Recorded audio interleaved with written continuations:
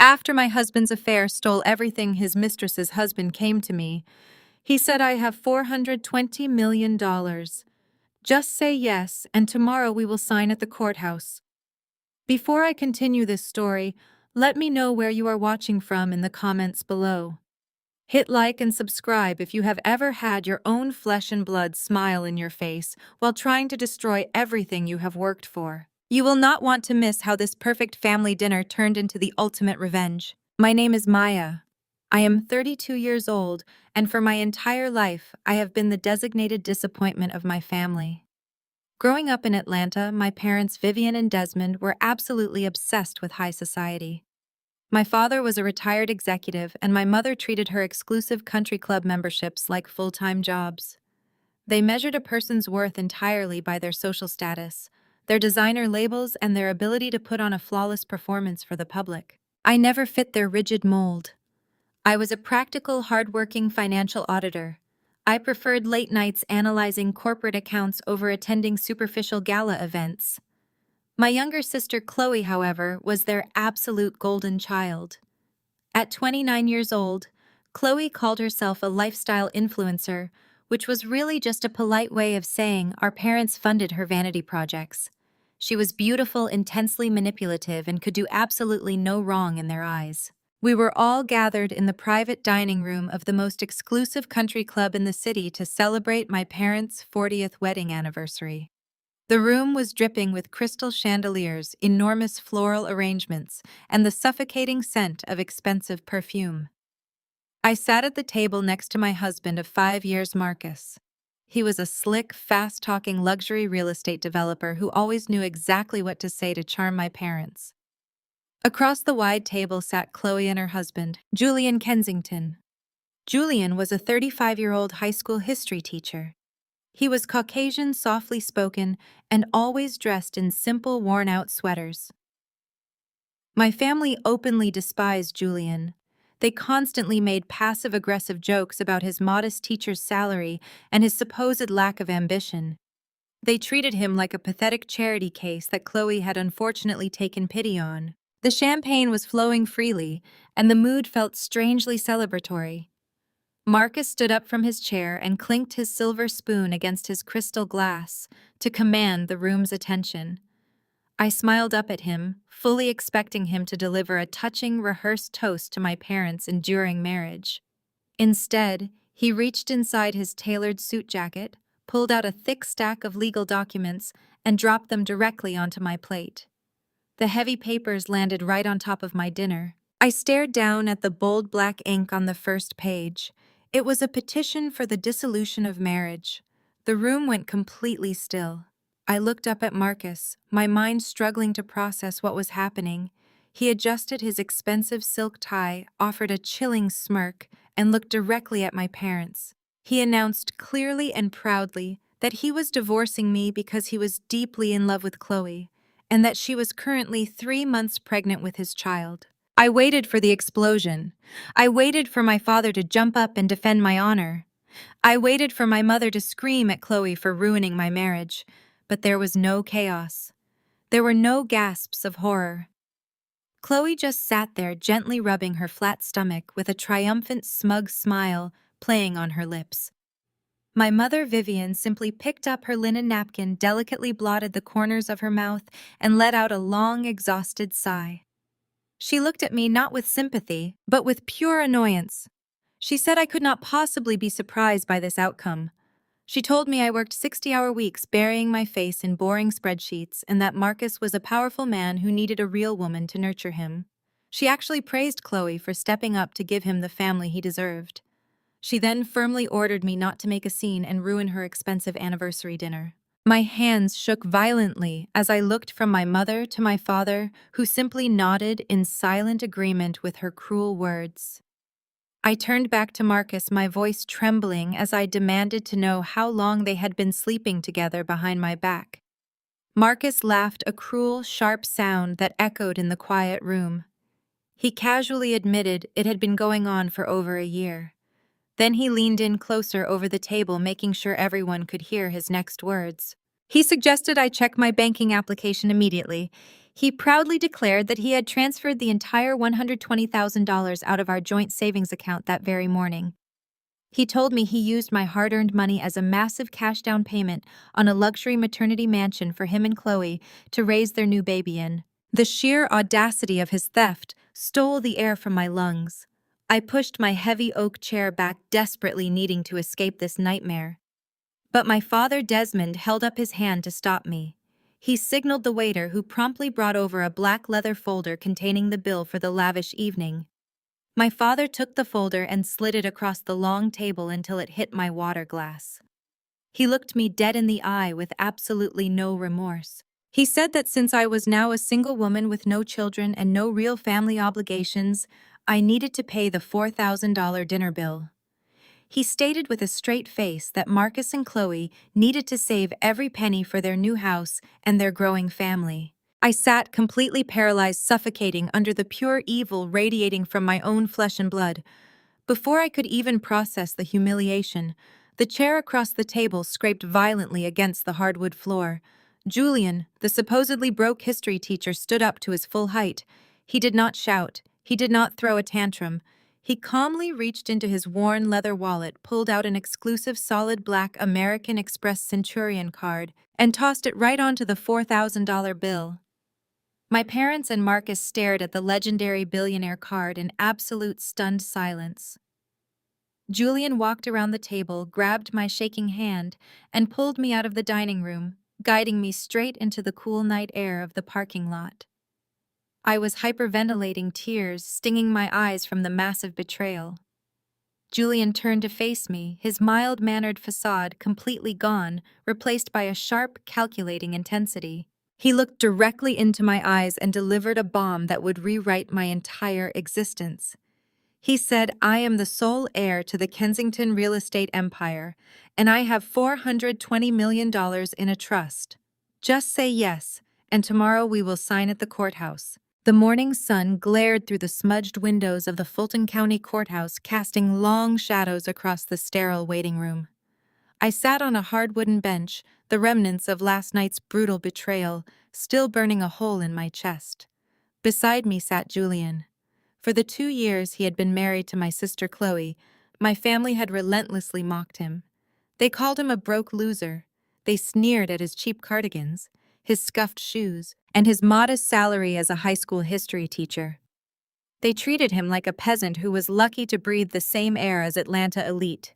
But the man sitting next to me right now was a stranger. Gone was the slouched posture and the apologetic smile. Julian wore a crisp, tailored charcoal suit that screamed generational wealth. His posture was rigid and commanding. He moved with the quiet, dangerous confidence of a man who owned the building and everyone inside it. Without saying a word, he unclasped a leather briefcase and slid a massive, heavily tabbed legal dossier onto my lap. I opened the thick folder, my eyes immediately catching the embossed gold crest at the top of the page. Kensington Holdings. My mind raced as my financial auditor training kicked in rapidly, scanning the asset declarations, the corporate structures, and the sheer unfathomable volume of wealth listed on the pages. Julian did not look at me with pity. He looked at me like a business partner. He explained everything in a sharp, authoritative tone. He was not a struggling public school teacher trying to pay off student loans. He was the sole surviving heir to a $420 million real estate and hedge fund empire based in New York and London. He had purposefully disguised his wealth when he moved to Atlanta because he was desperate to find a woman who could love a man for his character, not his bank account. He wanted a partner who would stand by him in sickness and in health, free from the toxic greed of high society. Clearly, my sister Chloe had failed that test in the most spectacular way possible. I looked up from the documents, meeting his icy blue eyes. I asked him why he brought me here. I asked why a secret billionaire would propose marriage to the sister of the woman who had just humiliated him, the woman who was currently carrying my cheating husband's child. Julian leaned forward, resting his elbows on his knees. He told me that his grandfather, a ruthless corporate titan, had structured the family trust with absolute paranoia. The trust contained a strict morality and fidelity clause. because Chloe had engaged in a documented long-term affair and became pregnant by another man, that clause was instantly triggered. Under the terms of the trust, Julian had the legal right to completely freeze, seize, and liquidate every single asset Chloe currently held. That included the cars, the jewelry, and any properties she had recently acquired using his money or Marcus's stolen funds. But there was a catch. Julian explained that the board of directors for Kensington Holdings was incredibly conservative. To fully activate the reallocation of the trust funds and execute the total seizure of Chloe's assets without facing months of corporate litigation, Julian needed a legally binding spouse. He needed a co-signer to immediately authorize the transfer of power. He told me he needed someone who understood complex financial audits, someone he could completely trust, and someone who had the exact same motivation to destroy Marcus and Chloe as he did. He needed me. And the deadline to sign the reallocation documents before the board locked the accounts was in exactly 48 hours. I looked back down at the paperwork. This was not a romance. It was the most beautiful, devastating corporate merger I had ever seen. I thought about my mother sighing in annoyance while Marcus bragged about stealing my $120,000. I thought about my father demanding I pay a $4,000 dinner bill while my life fell apart. My family had treated me like a stepping stone to elevate their golden child. They had smiled in my face while they robbed me blind. Julian handed me a heavy gold fountain pen. He told me that if I signed the marriage certificate, he would grant me full executive authority over the asset seizure. He would give me the power to legally strip Marcus and Chloe down to their absolute lowest point. I did not hesitate. I did not shed a single tear for the marriage I had lost. I picked up the pen and signed my name on the dotted line. I pressed the pen down so hard the ink bled through the thick paper. In a matter of seconds, I officially transformed my ultimate tragedy into an ironclad, calculated business transaction. I was no longer Maya, the discarded, overworked scapegoat. I was Maya Kensington, and I was about to teach my family the true meaning of a hostile takeover. We stood up and walked to the clerk's window. The officials stamped our marriage certificate, filing it into the county records. Julian looked down at me, a dangerous, satisfied smile finally breaking across his face. He told me it was time to go to work. But just as we turned to leave the courthouse, my cell phone vibrated violently in my purse. I pulled it out, looking at the bright screen. It was an urgent security alert from the management application of my luxury downtown apartment building. Marcus was currently standing in the lobby. He had brought a private locksmith and was attempting to change the locks on my front door to officially lock me out of my own home. Worse, the security notification showed that he had just authorized a heavy-duty tow truck to drag my car out of the residential parking garage. He was trying to leave me homeless and stranded on the streets of Atlanta before the sun even hit noon. The ride from the courthouse to my downtown Atlanta apartment was a blur of adrenaline. Julian made a single phone call from the back seat of his chauffeured vehicle, his voice low and commanding, issuing instructions to a team I could not yet see.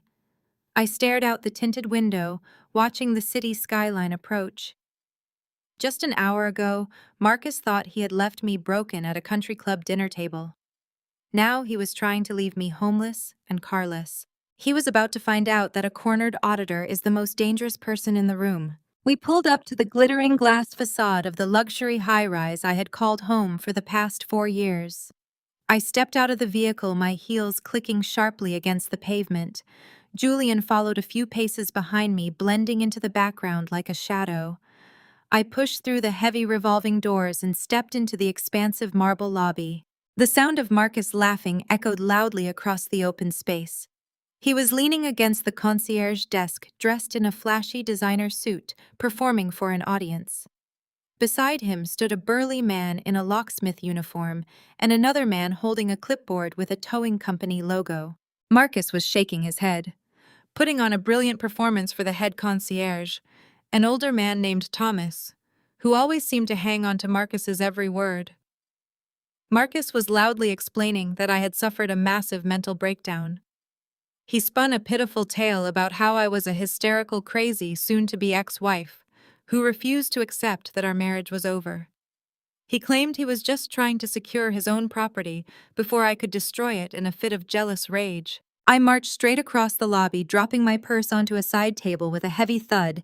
I told Thomas to cancel the locksmith immediately. Marcus turned around, feigning a look of exhausted pity. He told me to calm down and stop embarrassing myself in public. He stepped toward me, holding out his hand, and demanded I hand over the keys to the vehicle parked in the lower garage. He loudly declared to the lobby that he had paid for that car and he was reclaiming his assets before I could do any more damage. When I refused, his fake sympathetic smile vanished. Marcus lunged forward, reaching aggressively for my purse to physically snatch the keys himself. I anticipated the move. I stepped back, dodging his grasp completely, leaving him to stumble awkwardly against the marble table. I raised my voice, making absolutely sure that Thomas the locksmith, the tow truck driver, and the 4 other residents waiting in the lobby could hear every single word. I asked Marcus how exactly he paid for a luxury car when his bank accounts were overdrawn. I reminded him with crystal clear precision that I bought that car in full using my solo corporate auditing bonus. I then asked him if he had magically forgotten the $80,000 I personally wired to the tax authorities 3 years ago to bail out his failing real estate startup. I painted a very clear picture for the room. I was the one who funded his fake millionaire lifestyle while he spent his days playing golf and cheating on me with my own sister. Marcus's face flushed with a dark, furious red. His mask was slipping. He turned to Thomas, barking an order to call the police and have me escorted off the premises for trespassing and assault. Thomas, completely fooled by Marcus's expensive suits and fast-talking charm over the years, nervously picked up the lobby telephone. He looked at me apologetically and warned that if I did not hand over the keys and leave quietly, he would have to call the authorities. I did not back down. I stood my ground, waiting for the perfect moment. That was when Julian finally stepped out of the shadows. He did not raise his voice. He did not look angry. He simply raised 2 fingers in the air. Immediately, the front doors of the lobby swung open, and 6 massive men in identical black tactical suits filed into the room. They were Julian's elite private security detail. Within seconds, they had smoothly and silently formed a solid wall between me, Marcus, and the tow truck driver. Marcus took a step back, suddenly looking very small. He demanded to know who these men were and what Julian thought he was doing. He laughed nervously, trying to mock Julian by asking if the public school district was now handing out bodyguards to broke history teachers. Julian ignored Marcus completely. He walked straight up to the concierge desk. Thomas was still holding the telephone receiver, his hand shaking slightly as he looked at the imposing security team. Julian reached into the inner pocket of his bespoke charcoal suit and pulled out a thick, folded legal document printed on premium bonded paper. He calmly slid the document across the polished marble desk, right over Marcus's fake eviction order. Julian instructed Thomas to put the phone down and read the first page. Thomas hesitantly picked up the document, his eyes scanning the bold text. I watched as the color completely drained from the older man's face. Julian spoke in a voice so cold, it practically lowered the temperature in the room. He informed Marcus that he had no authority to change the locks, tow any vehicles, or evict anyone from this property. Marcus started to argue aggressively, claiming that he was a primary leaseholder and had every right to secure his apartment. Julian cut him off. He explained that as of 9 o'clock this morning, the Kensington Trust had executed a complete corporate buyout of the entire residential high-rise. Julian was no longer just a guest in the lobby. He was the sole legal owner of the building. Julian turned his icy blue eyes toward my cheating husband. He gestured to the security details surrounding him. He told Marcus that the locks on his apartment were indeed being changed today, but not by him. Julian delivered the final devastating blow. He informed Marcus that his lease was officially terminated for hostile conduct, and he was giving him exactly 2 hours to pack his trash and vacate the premises before his private security threw him out onto the street. The morning after Julian had my cheating husband escorted out of his own lobby, I walked into the sleek offices of my financial auditing firm feeling untouchable. For the first time, the heavy weight of my family's constant disapproval was gone. I sat at my desk ready to dive into the quarterly reports, completely unaware that Marcus had spent his first night sleeping on a friend's couch, plotting his revenge against my career. My desk phone rang sharply. It was the executive assistant to our managing partner, Mr. Caldwell. She told me I was needed in the main glass-walled conference room immediately. When I pushed open the heavy doors, Mr. Caldwell was pacing across the carpet, his face slick with sweat. He stopped pacing, picked up a thick manila folder, and slid it directly toward me. Printed in bold letters at the top of the first page were the words, "Termination of Employment Agreement." I had just closed 3 massive corporate accounts for the firm. My performance reviews were flawless. Mr. Caldwell refused to meet my eyes.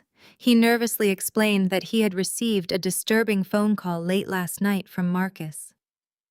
Marcus was the face of a rapidly growing luxury real estate development group that brought millions of dollars in auditing contracts to our firm. Marcus had told Mr. Caldwell a completely fabricated story about how I had suffered a violent mental break. He claimed I was harassing his pregnant new partner and acting dangerously unprofessional. He had delivered an ultimatum.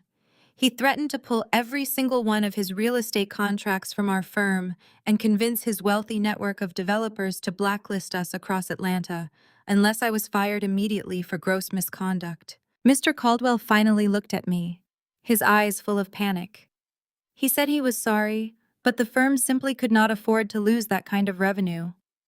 He told me to sign the papers, pack up my desk, and leave the building quietly so we could avoid a public scandal. For a brief second, the old Maya wanted to panic. The old Maya, the one who had spent 32 years listening to her parents call her a failure, wanted to cry and beg for her job. I had worked 80-hour weeks to build my reputation in this firm. I had sacrificed my own peace of mind just to prove to my high society parents that I was not the loser they claimed I was. But I was not the old Maya anymore. I was a Kensington now. I did not reach for the pen. Instead, I calmly set my leather tote bag on the table, unzipped it, and pulled out my laptop. I flipped it open, logged into the firm's highly secure internal server, and turned the screen around to face Mr. Caldwell. I asked him if he had personally reviewed the escrow accounts for Marcus's latest luxury housing development before taking his phone call. Mr. Caldwell frowned, clearly confused by my sudden shift in tone. He stammered that the junior accountants were handling it. I smiled a razor-sharp smile. I told my boss he was about to make the biggest mistake of his career. I explained that because I was married to Marcus, I had noticed a few alarming discrepancies in his lifestyle compared to his reported income. So I did what I do best. I ran a quiet, unofficial audit on his corporate filings. I pointed to the highlighted red figures on my screen. Marcus was not a successful real estate mogul. He was running a sophisticated Ponzi scheme. He was actively falsifying his escrow accounts, taking the deposits from new investors, and secretly wiring them to offshore accounts to pay off the massive debts from his previous failed projects. I watched the color completely drain from Mr. Caldwell's face as the reality of the numbers set in. I leaned forward, resting my hands on the table. I told him that Marcus was bleeding money fast. And more importantly, if our firm continued to audit his books and sign off on these fraudulent financial statements to appease him, every single partner in this building would be indicted for complicity in massive federal wire fraud. I told my boss that Marcus was not threatening to pull his contracts out of spite. He was threatening to pull them because he knew I had the skills to catch him, and he needed me out of the building before I looked too closely at his ledgers. Mr. Caldwell stared at the screen, his breathing shallow. He looked at the undeniable proof of federal crimes staring back at him. Then he looked at me.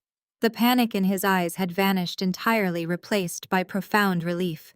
He realized I had not just done my job. I had just saved him from spending the next 20 years in a federal penitentiary. Mr. Caldwell grabbed the termination agreement he had just tried to force me to sign and ripped it squarely in half. He thanked me, his voice shaking with adrenaline, and asked me to immediately compile everything I had so he could contact the authorities. I felt a surge of absolute victory. I had beaten Marcus at his own twisted game.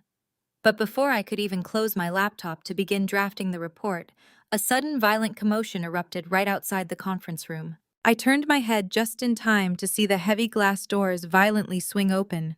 Standing there pushing past the frantic receptionist were my parents. Vivian and Desmond stormed directly into my office, their faces twisted in absolute unhinged fury.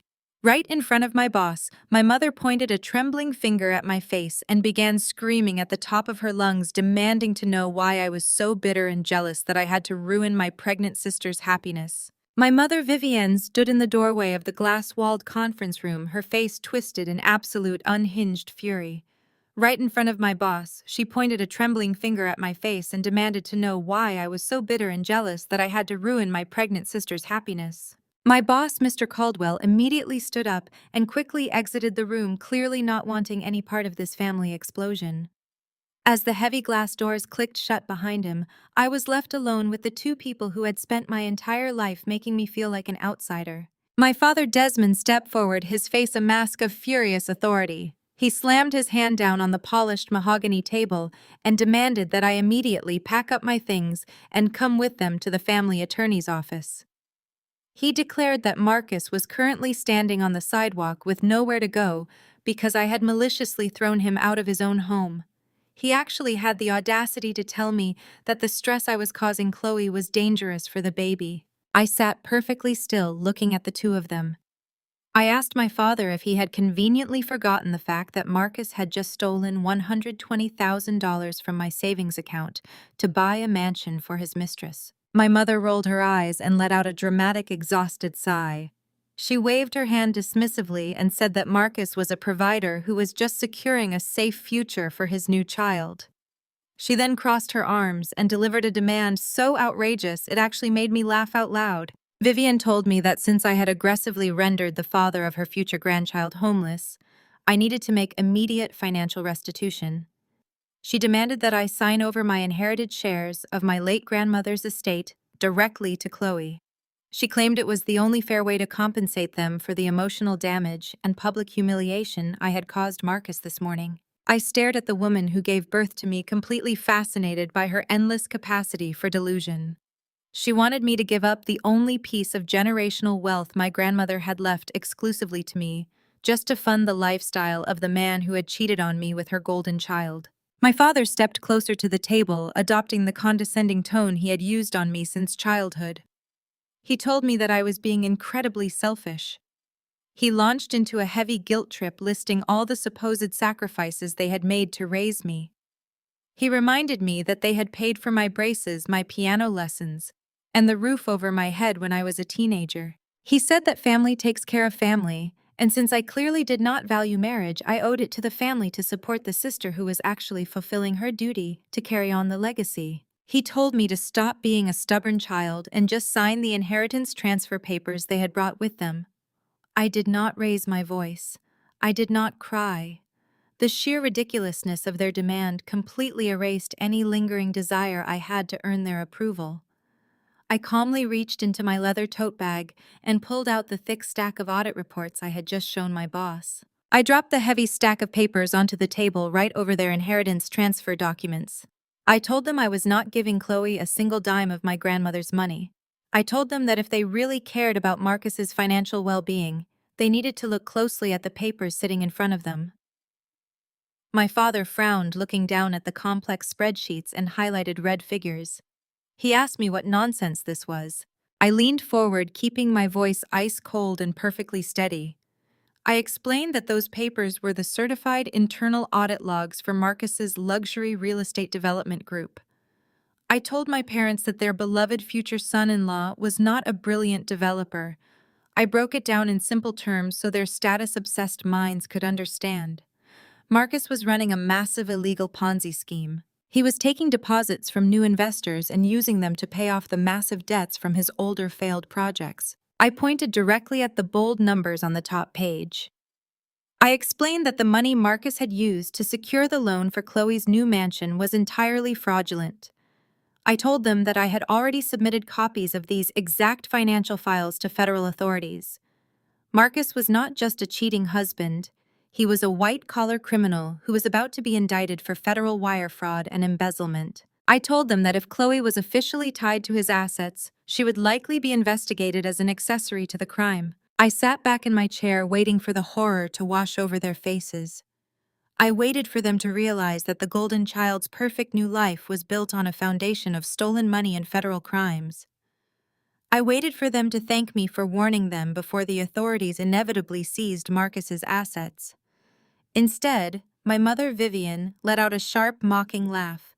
She snatched the audit papers off the table and threw them back at me.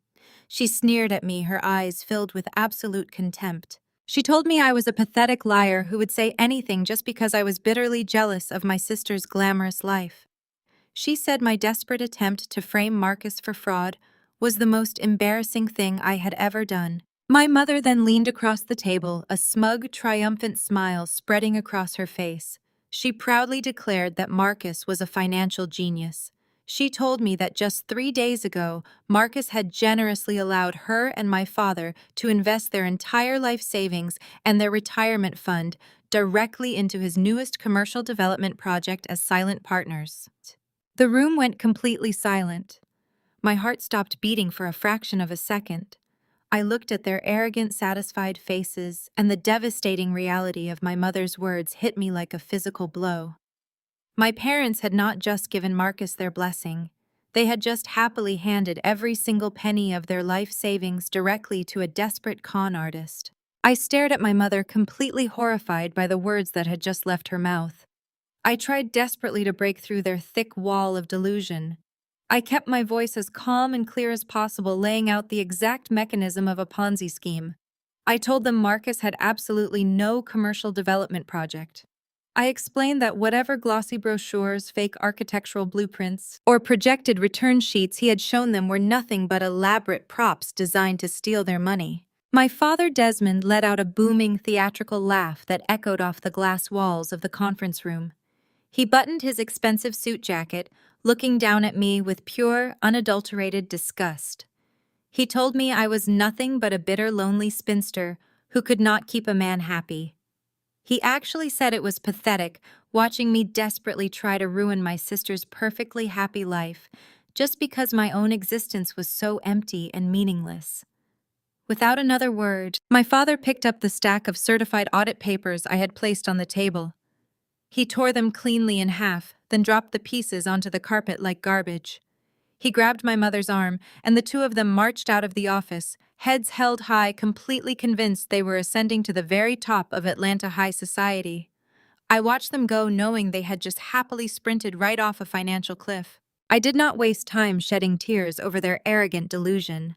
I immediately packed up my laptop, walked out of my firm, and took a private car straight to the Kensington Holdings corporate tower.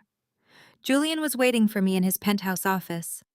The massive room overlooked the entire city skyline, a stark contrast to the modest high school classroom he used to pretend was his whole world. I set my laptop on his massive mahogany desk and told him exactly what had just happened in my office. I told him Marcus had successfully drained my parents' entire retirement fund. Julian did not look surprised. He simply unbuttoned his suit jacket, sat down next to me, and pulled out a highly encrypted tablet. He told me it was time to find out exactly where the rat was hiding the cheese. For the next 3 hours, we worked in absolute silence. It was a brilliant, terrifying fusion of my forensic accounting skills and his limitless corporate intelligence network. I traced the outgoing wire transfers from my stolen joint savings account and matched them with the dates of my parents' supposed commercial investment. Marcus had been incredibly smart routing the funds through a series of shell companies in the Cayman Islands and Delaware to wash the origin of the money. He used multiple fake vendor invoices to make the stolen cash look like legitimate business expenses for a construction site that did not exist. But he was not smart enough to hide from the combined resources of a master auditor and a billionaire's private financial security team. Julian's analysts broke through the final layer of the dummy corporations just as the sun began to set. The numbers lit up on the large monitor mounted on the office wall. I stared at the final destination of the funds. The money had not gone toward any commercial development project. It had not gone into a high-yield investment portfolio. Marcus had pooled the $120,000 he stole from me with the $800,000 he had manipulated out of my parents' retirement accounts. He combined it all into a single massive untraceable cash wire transfer. Julian pulled up the property deed associated with the final receiving account. We discovered exactly what Marcus had purchased. It was a sprawling $3 million luxury mansion located in one of the most exclusive gated neighborhoods in Buckhead. Marcus had used my money and my parents' life savings to illegally secure an all-cash down payment on a dream home for his mistress. He had literally bought Chloe a mansion using the money he stole from her own sister and parents.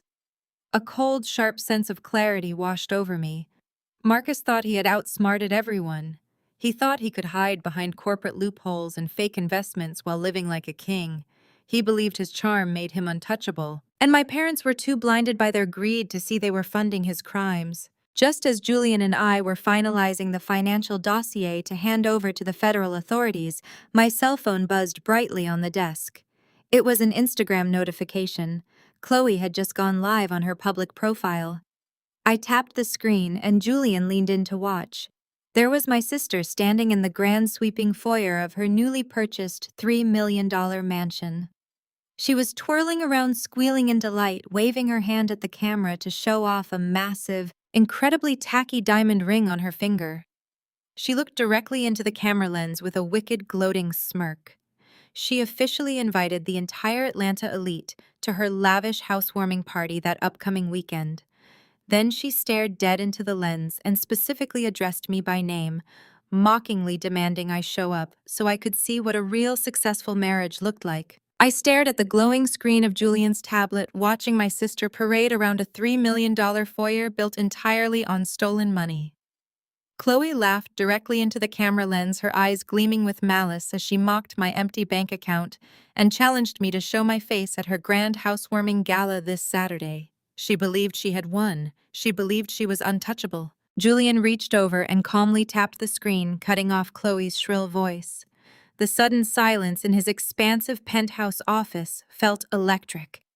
He walked over to a crystal decanter resting on a polished mahogany side table and poured 2 neat glasses of aged bourbon. He handed one to me, the heavy crystal cool against my palm. He leaned against the edge of his desk, taking a slow sip of the amber liquid. He looked at me and stated that we were absolutely not going to skip that party. We were going to crash it, and we were going to burn their fake kingdom to the ground in front of every single member of Atlanta high society. I raised my glass, tapping it gently against his. The sharp burn of the bourbon mirrored the fiery determination building in my chest. We had the digital trail. We had the wire transfer receipts. We had everything we needed to destroy Marcus. But just as we began outlining our strategy for the weekend, the heavy oak doors of the office swung open. Julian's lead corporate attorney, a sharp-looking man named Harrison, walked in with a grim expression. Harrison placed a secure, encrypted laptop on the desk and delivered a frustrating legal roadblock. Harrison explained that while my audit perfectly traced the stolen funds through the Cayman Island shell companies, Marcus had used a highly sophisticated, decentralized crypto tumbler for the final leg of the transfer. The federal authorities needed absolute, irrefutable proof connecting Marcus directly to the specific cryptographic keys before they could authorize an immediate no-knock raid on the property. Without the physical ledger containing the decryption keys, Marcus could tie the investigation up in court for years, claiming his identity had been stolen by anonymous hackers. To get the FBI to storm that housewarming party this weekend, we needed physical proof. We needed Marcus's offline hardware wallet and his handwritten financial ledger. I set my glass down, frustration gnawing at my focus. I told Harrison that Marcus was arrogant, but he was incredibly paranoid about digital security. He would never leave something that incriminating lying around in a desk drawer. He would lock it inside a biometric safe. And getting inside his house to crack a safe before the party was virtually impossible. Julian swirled the bourbon in his glass, a dark, knowing smile slowly spreading across his face. He told Harrison to prepare the federal warrants anyway. He knew exactly where the safe was, and he knew exactly how to open it. I looked at Julian, completely surprised. I asked him how a high school history teacher could possibly know the precise security habits of a fraudulent luxury real estate developer. Julian walked over to the floor-to-ceiling window looking out over the glittering Atlanta skyline. He decided it was time to drop the final pieces of his disguise. He revealed the humiliating reality of his marriage to Chloe. He told me that for 2 years Chloe had relentlessly mocked his humble lifestyle. She ridiculed his worn cardigans, complained constantly about his modest apartment, and screamed at him for not providing the immense luxury she felt she inherently deserved as the golden child of her prestigious family. What she did not know was that Julian was intentionally testing her character. But Chloe did not just complain, she stole. Julian explained that he had set up a small secondary checking account tied to his teacher salary. Over the past year, he watched quietly as Chloe secretly siphoned thousands of dollars from that account, forging his signature to buy designer bags, expensive shoes, and lavish dinners with Marcus. She would proudly flaunt these items in front of him, claiming she bought them on clearance or received them as gifts from our parents. She thought she was cleverly draining a poor man's life savings to fund her secret affair. She had absolutely no idea she was basically stealing pocket change from a billionaire who monitored every single transaction with military precision. Julian turned back to face me, his blue eyes cold and calculating. He explained that Chloe was incredibly arrogant and careless.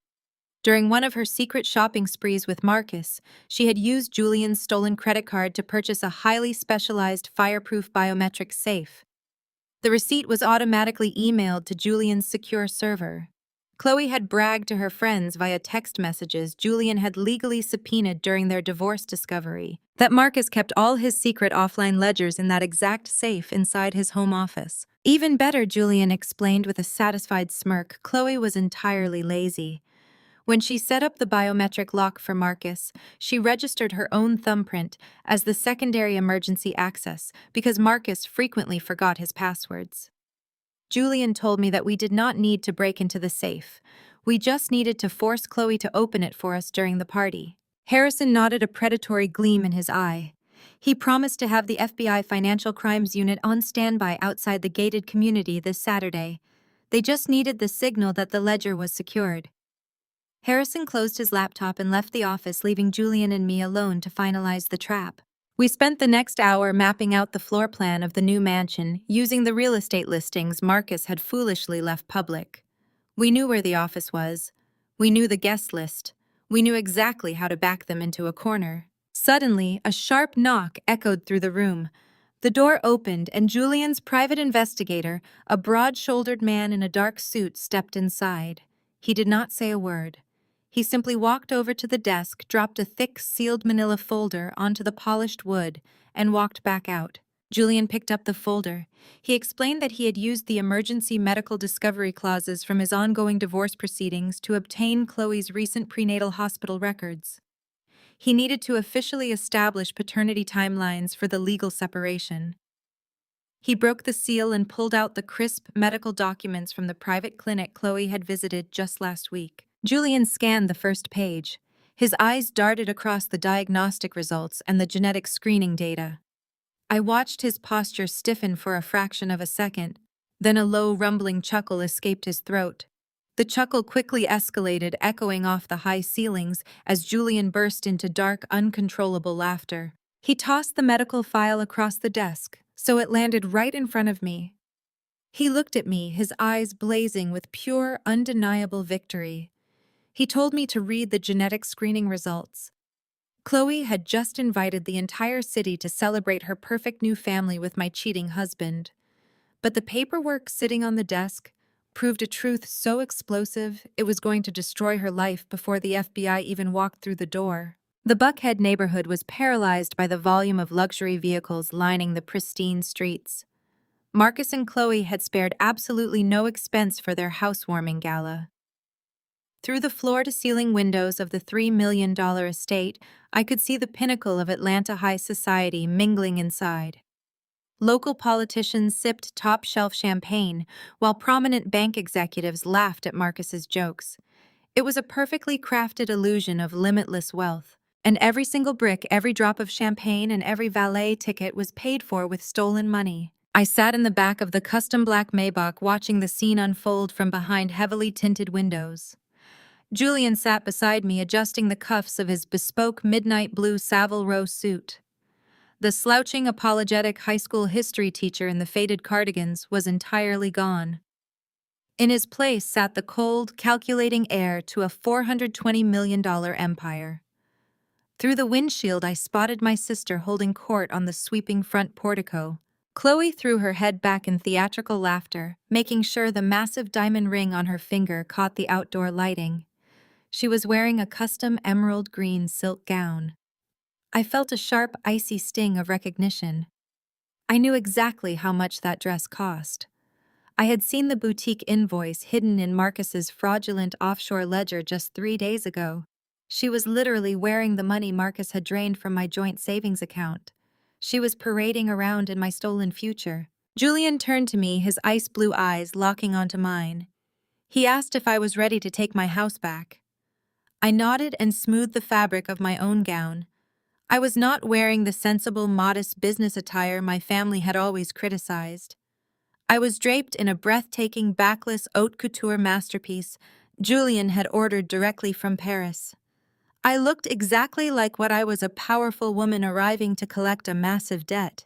Our driver slowly pulled the Maybach up the sweeping circular driveway, bypassing the long line of luxury cars waiting to drop off guests. The vehicle glided to a smooth stop, directly in front of the grand entrance. The low rumbling purr of the powerful engine immediately drew the attention of the crowd gathered outside. Conversations abruptly stopped as heads turned to see who commanded such an aggressive VIP arrival. The head valet, a tall man holding a glowing tablet, rushed forward to open my door. He offered his hand and I stepped out onto the pristine driveway. Julian stepped out from the other side, buttoning his suit jacket with effortless grace. He offered me his arm. I looped my arm through his, standing tall and utterly unbothered by the dozens of eyes staring at us.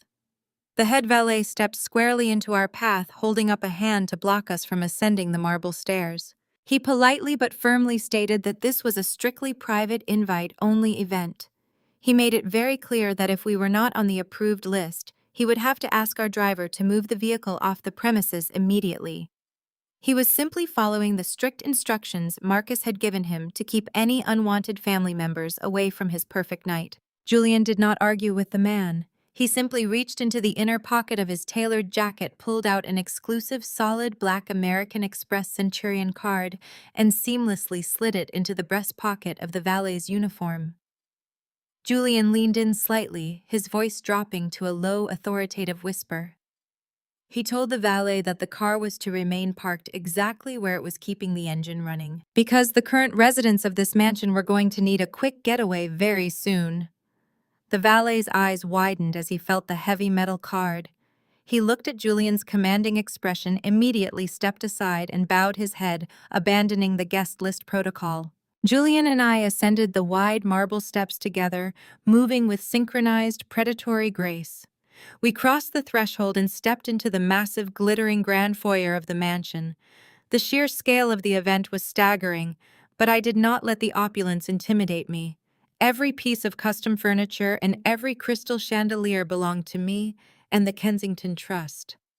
As we walked deeper into the foyer, the guests naturally parted to let us through, sensing the undeniable shift in the room's energy. It took exactly 30 seconds for Marcus to spot us. He was standing near a massive ice sculpture boasting to a group of local real estate investors. The moment his eyes landed on me, his charismatic smile vanished. He stared at Julian's bespoke suit, then at my haute couture gown, his mind frantically trying to process the visual impossibility in front of him. This was not the broken, evicted wife and the broke brother-in-law he expected to see. Marcus quickly recovered his massive ego, overriding his confusion. He decided that the best defense was a loud public offense. He wanted to humiliate us before we could ruin his perfect image. He slapped one of the investors on the shoulder, pointing his glass directly at us, and let out a booming theatrical laugh designed to draw the attention of the entire room. He stepped right into our path, blocking our way. He plastered an arrogant grin across his face, making sure his voice carried over the ambient music. He asked if we had to max out our credit cards to rent that suit and the luxury car outside. Then he looked directly at Julian and loudly offered to lend him a few bucks for the gas ride home so the poor schoolteacher would not have to walk back to his miserable apartment. Marcus's loud, booming laughter echoed through the grand foyer, specifically designed to humiliate us in front of the dozens of high society guests who had paused their conversations to watch the spectacle. He stood there with his chest puffed out, swirling his crystal champagne flute, completely certain that he had just put the broke schoolteacher and the discarded ex-wife back in our rightful pathetic places. I could feel the collective gaze of Atlanta's elite burning into my skin. A few women in designer gowns whispered behind their hands, clearly waiting for us to turn around and run away in shame. I kept my chin high, knowing that the trap was already springing shut. Julian did not flinch. He did not blush, and he certainly did not look away. He simply reached up and calmly adjusted his bespoke silk tie, his icy blue eyes fixed on Marcus with the kind of absolute terrifying pity usually reserved for a dying insect. Before Julian even had to open his mouth to respond to the pathetic insult, a sudden, frantic commotion erupted near the grand marble staircase. The dense crowd of socialites physically parted like the Red Sea. Pushing past the bewildered caterers and annoyed guests was the mayor of Atlanta, accompanied by three of the most prominent, powerful commercial bank chief executive officers in the entire state. These were the exact same men Marcus had spent the last 2 years desperately trying to court for his luxury real estate development projects.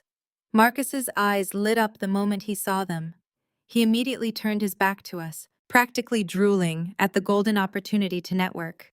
He quickly smoothed down his suit jacket, plastered on his slickest, most charming salesman smile, and confidently stepped forward with his hand outstretched to greet the mayor. But the mayor did not even look at Marcus. He brushed right past my ex-husband's outstretched hand, nearly knocking Marcus off balance, and marched directly toward Julian. The mayor grabbed Julian's hand with an aggressive, desperate enthusiasm, his face flushed with undeniable excitement. He loudly and breathlessly declared how incredibly honored the city of Atlanta was to finally welcome Mr. Kensington to the state. The three bank executives immediately swarmed around Julian, completely ignoring Marcus as they desperately begged for just 5 minutes of Julian's time to discuss their upcoming municipal bond investments. I looked past the frantic swarm of elite businessmen and locked eyes with my parents across the room. Vivian and Desmond were standing near the cascading ice sculpture, their faces completely drained of color. My mother's jaw was literally hanging open, her heavy diamond earrings suddenly looking very cheap. The champagne glass in my father's hand was shaking so violently that the expensive liquid was spilling over the rim and splashing directly onto his polished leather shoes. They watched in absolute paralyzed horror as the most powerful men in the city tripped over themselves to bow down to the man my parents had spent 2 years treating like absolute garbage. They heard the name Kensington ring out across the foyer. They watched the supposedly broke history teacher command the entire room without even raising his voice. Marcus was standing frozen just inches away, his arms still awkwardly hovering in the empty air where the mayor had completely ignored his handshake. His brain was visibly short-circuiting. He stammered, stepping forward and rudely trying to interrupt the bank executives. Marcus loudly and defensively asked the mayor why he was talking to a lowly public high school teacher. One of the bank executives turned to Marcus with a look of pure, unadulterated disgust. He looked Marcus up and down, taking in his flashy, overly tailored suit. The executive sharply informed Marcus that he was speaking to the sole beneficiary and chairman of the Kensington Trust, the single largest private equity and real estate holding firm on the entire East Coast. The executive added a cruel, mocking laugh, asking Marcus if his struggling development company was really so out of touch that he did not recognize a billionaire when he saw one. The whispers in the grand foyer completely stopped. The silence that fell over the party was absolute and deafening. I could see the exact moment Marcus realized that his entire reality was collapsing. The man he had just offered gas money to could literally buy and sell his entire existence before breakfast. Julian finally raised his hand, silencing the frantic, fawning businessmen with a single subtle gesture. He wrapped his arm securely around my waist and pulled me close to his side. Julian looked directly at Marcus, then deliberately shifted his gaze to my horrified parents standing by the ice sculpture. He spoke in a clear, carrying voice that echoed off the high vaulted ceilings of the mansion. Julian told the mayor that he would be happy to discuss future municipal investments and commercial developments in the city. However, he stated that all financial proposals, all asset acquisitions, and all corporate ledgers would have to go through his new business partner.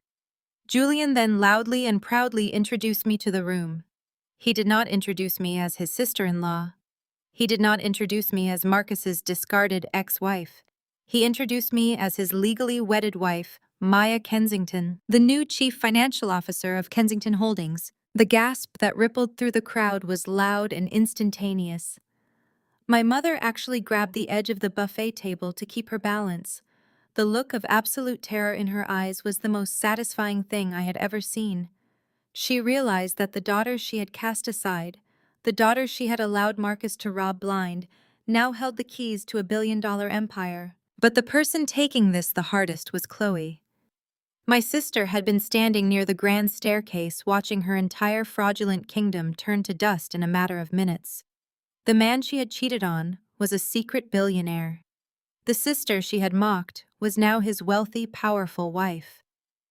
Chloe was losing her mind. Panicking at her sudden catastrophic loss of status, she pushed her way through the crowd of stunned socialites. She ran right to the center of the grand foyer, placing herself squarely between me and Marcus. She frantically clutched her stomach, tears of desperation streaming down her perfectly contoured face. She pointed a shaking finger at Julian, her voice cracking as she screamed that none of his money mattered because he was cold and empty. She yelled that at least Marcus could give her a child and that they were building a real family built on actual love. She desperately tried to cling to the one thing she thought still gave her the ultimate victory over me. Chloe's desperate scream echoed through the massive, glittering grand foyer. She stood in the center of the pristine marble floor, clutching her stomach in her custom emerald green gown, frantically trying to use her unborn child as a shield against her rapidly collapsing reality. She expected me to scream back. She wanted a stereotypical chaotic shouting match that would allow her to play the wounded victim in front of Atlanta high society. She needed me to lose my temper so she could maintain her illusion of superiority. But I was not the same woman she had bullied and humiliated my entire life. I was the chief financial officer of a billion-dollar empire. I did not raise my voice. I did not shed a single tear. I simply looked at my sister with absolute unwavering pity. I turned my attention away from Chloe's pathetic theatrical display and looked up at Julian. I gave him a subtle, almost imperceptible nod. Julian did not need to speak a word. He simply raised his right hand and snapped his fingers once. From the back of the grand foyer, blending seamlessly with the elite guests and the catering staff, stepped Julian's lead corporate attorney, Harrison. He was flanked by 3 other men in sharp, identical dark suits. They moved through the crowded room with the synchronized, predatory grace of a highly trained legal strike team. The wealthy guests parted instantly, instinctively recognizing the sheer, undeniable authority radiating from these men. Harrison walked directly up to Marcus, who was still trying to recover from the shock of the mayor completely ignoring him. Harrison did not offer a polite greeting. He pulled a thick, tightly bound stack of legal documents from his leather briefcase and shoved them directly into Marcus's chest, forcing my ex-husband to either take them or let them fall to the floor. Marcus fumbled to catch the heavy stack of papers. He looked down at the bold, terrifying legal jargon stamped across the front page. His charismatic, fast-talking mask, completely shattered, instantly replaced by raw, unadulterated panic. But Marcus's ego was a dangerous, stupid thing. He desperately tried to salvage his image in front of the prominent bank executives who were still standing just a few feet away. Marcus let out a loud, forced laugh that sounded completely hollow. He held up the documents and loudly declared to the room that this was just a pathetic, desperate attempt by a bitter ex-wife to ruin his big night. He grabbed the top page of the injunction and aggressively ripped it in half, tossing the torn pieces onto the polished marble floor. He told the bank executives not to worry, claiming it was just fake, meaningless paperwork generated by a jealous woman. But those bank executives were not fools. They were seasoned financial titans who knew exactly what a federal corporate injunction looked like. One of the chief executive officers leaned forward, his eyes narrowing as he read the visible text on the remaining documents in Marcus's shaking hand. He saw the official federal seals. He saw the Kensington Holdings corporate mandate. The executive's face immediately drained of color. He physically took 3 large steps backward, putting as much distance between himself and Marcus as humanly possible. The other 2 bank executives instantly followed suit, turning their backs on Marcus, as if he were suddenly radioactive. They knew that being associated with a man facing a Kensington corporate freeze was absolute financial suicide. I stepped forward, my haute couture gown sweeping elegantly across the marble floor. I projected my voice so every single politician, socialite, and business mogul in the room could hear me with crystal clarity. I announced that the papers Marcus was currently holding were not a joke.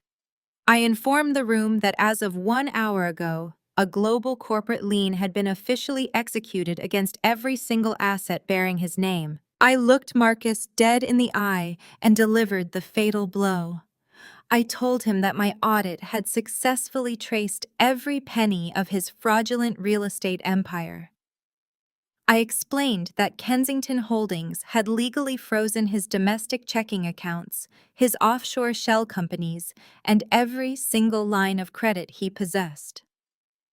I told him he was completely, entirely, and irrevocably bankrupt. Marcus opened his mouth to scream at me, to fiercely deny it, to call me a liar in front of his peers. But the universe has a brilliant sense of comedic timing. Just as Marcus inhaled to shout, the head caterer for the housewarming gala nervously stepped out from the adjacent dining room. The man was holding a small, glowing black payment terminal. He looked terrified to interrupt the intense standoff, but he clearly had a job to do. The caterer awkwardly approached Marcus, clearing his throat to get his attention. He quietly apologized, stating that the event management company had just attempted to run the final $50,000 charge for the evening's food-serving staff and top-shelf champagne. The caterer held up the terminal and informed Marcus that his primary black card had just been declined. The absolute silence in the grand foyer was deafening. The only sound was the faint electronic beep of the payment terminal. Marcus's face turned a violent, humiliated shade of red. He frantically dug into his tailored suit jacket, pulling out a sleek leather wallet. He snatched another platinum credit card from the slots and shoved it at the caterer, aggressively telling the man to run it again, claiming it was just a temporary bank error. The caterer swiped the second card. The machine beeped a harsh negative tone. Declined. Marcus's hands were physically shaking now. He pulled out a third card, a corporate expense card, and thrust it at the machine. The caterer swiped it. The machine beeped again. Declined. The whispers among the Atlanta elite started immediately. The hushed, mocking tones of high society vultures witnessing a spectacular downfall filled the air. Marcus stood completely frozen, holding his useless plastic cards, his entire fake millionaire persona, evaporating in front of the most powerful people in the city. Chloe let out a horrified gasp. The reality of the situation finally pierced her thick bubble of delusion. The money was gone. The status was gone. The wealthy husband she had stolen from me was completely destitute. Desperate to maintain her golden child image in front of her prestigious friends, she whipped around to face our parents. Chloe ran over to Vivian and Desmond, her eyes wide with frantic, begging tears. She grabbed my father's arm and pleaded with him to write a check to the caterer. She cried that the event staff was going to walk out and she could not bear the public embarrassment of a ruined party. She begged him to just cover the cost tonight to save her face, promising that Marcus would pay him back tomorrow. My mother, Vivian, immediately went into damage control mode. She aggressively patted Chloe's shoulder, shooting me a look of pure, concentrated venom. She loudly declared that they would gladly cover the bill. She told the room that real families step up to protect each other from vindictive, jealous attacks. My father, Desmond, stood up straight, eager to play the wealthy savior for his favorite daughter. He pulled his smartphone from his pocket, giving Marcus a reassuring nod. He confidently opened his premium banking application to execute an immediate wire transfer to the catering company. He typed in his password and waited for the financial dashboard to load. I watched my father's eyes lock onto the glowing screen. I watched his confident, arrogant posture completely collapse. His shoulders slumped and his hand began to tremble so violently he almost dropped the phone. He frantically tapped the screen, refreshing the application over and over again, refusing to believe the bold numbers staring back at him. He had opened the account holding his entire life savings and his retirement fund. The balance was $0.00. I watched my father's eyes stay glued to the glowing screen of his smartphone. The confident, arrogant posture he had carried his entire life completely evaporated in a single second. His hand shook so violently that the expensive device slipped from his grasp, clattering loudly against the polished marble floor of the grand foyer. My mother, Vivienne, immediately rushed to his side. She picked up the phone, her brow furrowed in annoyance, sharply scolding him for being clumsy in front of their elite guests. Then her eyes landed on the banking application displayed on the cracked screen. The color completely drained from her face. A guttural, piercing shriek ripped from her throat, echoing off the high-vaulted ceilings and silencing the few whispers still lingering in the room. She dropped the phone as if it had burned her flesh. She lunged toward Marcus, grabbing the lapels of his flashy designer suit. She screamed at the top of her lungs, demanding to know where her money went. She shrieked that their entire life savings and their retirement fund were completely gone. Marcus stumbled backward, his eyes darting frantically around the room. The prominent bank executives and politicians were watching him like hawks, stepping further away from the disgraced developer. He desperately held up his hands, attempting to deploy his slick, fast-talking real estate charm one last time. He loudly insisted that Vivienne needed to calm down. He claimed there was a perfectly reasonable explanation for the zero balance. He smoothly lied, telling the room that the funds were simply in a transitional holding phase. He swore on his life that my parents' money was completely safe, tied up in a secure, high-yield commercial escrow account for their upcoming luxury development project. He tried to throw around complex financial jargon to confuse my mother, assuring her that large-scale investments often required temporary liquidity freezes. I refused to let him spin another web of lies. I stepped right into the center of the foyer, the silk of my haute couture gown sweeping across the marble. I reached into my clutch and pulled out my encrypted smartphone. I did not need to shout. I simply tapped the screen and connected my device directly to the massive 80-inch smart television mounted on the wall of the adjacent grand living room. The large screen flickered to life, glowing brightly enough for every single guest to see from the foyer. I announced to the room that Marcus was lying. I told my parents to look closely at the television screen. Displayed in high definition was the certified, irrefutable financial audit Julian and I had compiled in his penthouse office. I raised my hand and pointed to the highlighted red figures. I walked the entire room of Atlanta High Society through the exact meticulous trail of Marcus's federal wire fraud. I showed them the initial withdrawal from my parents' retirement account. I showed the funds bouncing through 3 different dummy corporations based in the Cayman Islands and Delaware, designed specifically to wash the stolen money. Then I swiped my phone screen to the final page. I displayed the official wire transfer receipt from the local property title company. I told my parents to look at the final destination of their life savings. The address on the screen was the exact address of the $3 million mansion we were currently standing inside. I looked my mother dead in the eye. I told her that Marcus did not invest her money in a commercial development. I told her that Marcus used her entire retirement fund, along with the $120,000 he stole from my savings, to make an illegal cash down payment on this house. I told my parents that they were literally standing on top of their own stolen retirement fund. My father clutched his chest, stumbling backward into a marble pillar. The devastating reality of his absolute bankruptcy crashed down on him.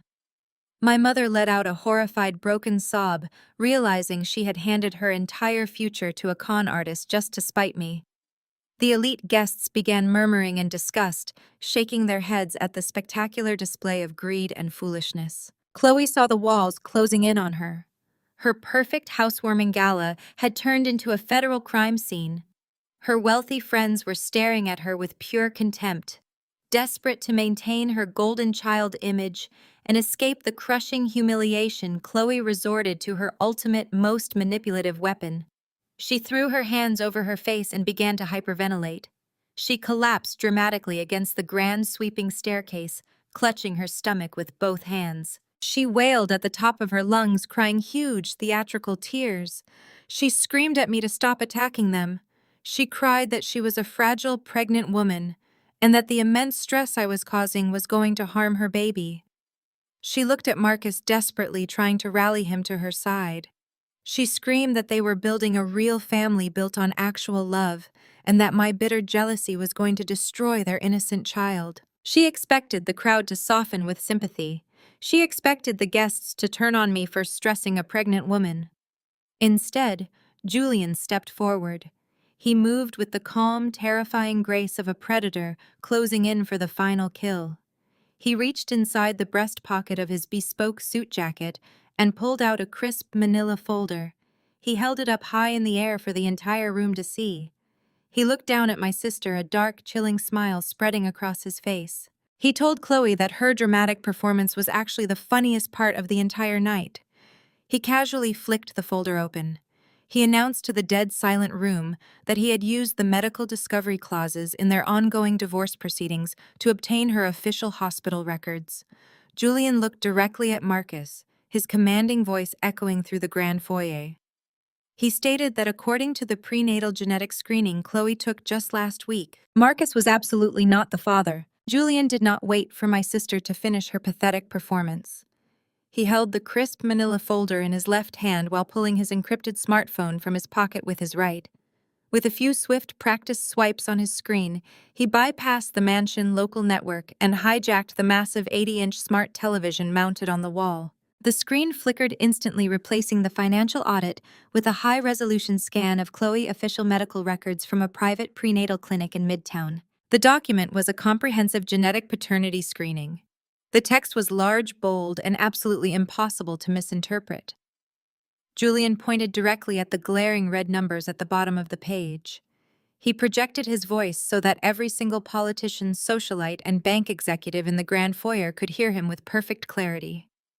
He announced that the probability of Marcus being the biological father of Chloe child was exactly 0%. A collective horrified gasp echoed through the room. Julian was not finished. He smoothly navigated to the second page of the medical file displaying the cross-referenced genetic data. He looked at Marcus, his icy blue eyes gleaming with absolute triumph. Julian casually informed my cheating husband that the actual biological father was a 24-year-old fitness instructor at Chloe exclusive luxury gym. Marcus stopped breathing. He stood completely paralyzed on the polished marble floor. I watched his eyes dart back and forth across the massive television screen, reading the clinical, undeniable proof of his own absolute foolishness. I could physically see the devastating math processing in his brain. He had just thrown away a loyal wife. He had alienated his powerful business connections. He had stolen my life savings. He had emptied my parents' entire retirement fund. He had committed massive, undeniable federal wire fraud. He had guaranteed himself a lengthy stay in a federal penitentiary, and he had done all of it for a baby that did not even belong to him. The sheer crushing weight of his catastrophic mistakes shattered whatever was left of his arrogant facade. Marcus completely lost his mind. His face turned a violent, dangerous shade of purple. The veins in his neck bulged as he let out a visceral, agonizing scream of pure rage. He lunged across the foyer directly at Chloe. He grabbed her by the shoulders of her custom emerald green gown, shaking her violently. Marcus screamed that she was a manipulative, lying parasite. He spat the words in her face, completely disregarding the audience of elite guests surrounding them. He yelled that she had bewitched him, that she had pressured him into stealing the money, and that she had single-handedly destroyed his entire life for a lie. But my sister was not a helpless victim. Chloe was a vicious, cornered animal desperately trying to protect her own ego. Instead of cowering or apologizing, she aggressively shoved Marcus away from her. She wiped her tears, her face contorting into an ugly, hateful sneer. She screamed right back at him, her voice cracking with pure venom. Chloe shrieked that Marcus was nothing but a broke, pathetic fraud. She publicly humiliated him, yelling that he was not half the man he pretended to be. She told the entire room that Marcus could not even afford to buy her a decent meal without stealing from his own wife's bank account. She called him a fake millionaire who had to trick two elderly people into surrendering their retirement fund just to afford the down payment on the house they were currently standing in. She screamed that she only sought out her personal trainer because Marcus was an inadequate, insecure loser who could never provide her with the true luxury she inherently deserved. I stood securely by Julian's side, watching the two of them absolutely tear each other apart in the center of the grand foyer. My mind drifted back to exactly 1 week ago. I remembered sitting at my parents' 40th anniversary dinner. I remembered Marcus standing up in his tailored suit, tossing those divorce papers onto my plate with a sickening, triumphant smirk. I remembered Chloe sitting next to him, gently rubbing her stomach, looking at me with pure, unapologetic malice while my world collapsed around me. Just 7 days ago, they had been a united, impenetrable front. They had held hands and celebrated my devastation, thoroughly convinced that their toxic love had conquered all. Now they were publicly eviscerating each other. There was no loyalty. There was no love. Their relationship was built entirely on a foundation of lies, stolen money, and fragile egos. The moment the money evaporated and the truth was exposed, they turned into vicious enemies. The poetic justice of the moment was so incredibly satisfying, it almost took my breath away. My parents, Vivian and Desmond, frantically rushed forward, desperately trying to physically separate the screaming couple. My father grabbed Marcus by the arm, commanding him to calm down and remember where he was. My mother tried to pull Chloe back, begging her to stop causing such a vulgar, lower-class scene in front of the mayor. But Marcus and Chloe were completely beyond reason. Marcus shoved my father backward, causing Desmond to stumble hard against a catering table. Chloe lunged forward again, slapping Marcus across the face so hard the sound echoed over the ambient music. The wealthy guests began actively fleeing toward the coat check, desperate to escape the escalating madness. They abandoned their crystal champagne flutes and designer handbags, completely horrified by the chaotic spectacle unfolding in front of them. The sophisticated housewarming gala had rapidly dissolved into an absolute violent nightmare. The shouting grew louder, the accusations more vile, and the physical altercation threatened to escalate into a full-scale brawl. But before Marcus could retaliate against Chloe, slap, the heavy, solid oak front doors of the sprawling mansion were violently kicked open. The loud, booming crash silenced the entire room. The fighting instantly stopped. Everyone froze, turning their heads toward the grand entrance. Sweeping across the dark driveway and flooding directly into the pristine marble foyer were the harsh, unmistakable flashes of brilliant red and blue police lights, signaling the absolute end of their glamorous fantasy. The deafening crash of the heavy oak front doors hitting the interior walls sent a massive shockwave through the mansion. Dozens of federal agents wearing dark tactical vests swarmed into the glittering grand foyer. The flashing red and blue lights from the armada of squad cars parked outside cast chaotic strobe-like shadows across the terrified faces of Atlanta high society. The pristine illusion of Marcus and Chloe, perfect housewarming gala, shattered instantly into a million irreparable pieces. The wealthy guests who just moments ago had been sipping top-shelf champagne completely panicked. Prominent politicians, elite socialites, and powerful bank executives scrambled backward, desperately pressing themselves against the expensive silk wallpaper to get out of the way. No one wanted to be caught in the crossfire of a sudden federal raid. The soft classical music was abruptly cut off, leaving only the terrifying sound of heavy combat boots stomping across the polished marble floor. I stood still next to Julian, watching the inevitable consequence of my ex-husband greed finally arrive. A tall, broad-shouldered lead agent marched directly into the center of the room. His eyes scanned the terrified crowd before locking onto his target with absolute precision. He pointed a steady, unwavering finger straight at Marcus. The agent voice boomed over the frantic whispers of the crowd, echoing with terrifying authority. He loudly declared that they had a federal warrant for the immediate arrest of Marcus. The agent listed the charges with clinical, devastating accuracy. He cited multiple counts of aggravated wire fraud, corporate embezzlement, and the operation of an illegal interstate Ponzi scheme. He noted the specific transaction involving the fraudulent purchase of the property we were currently standing inside.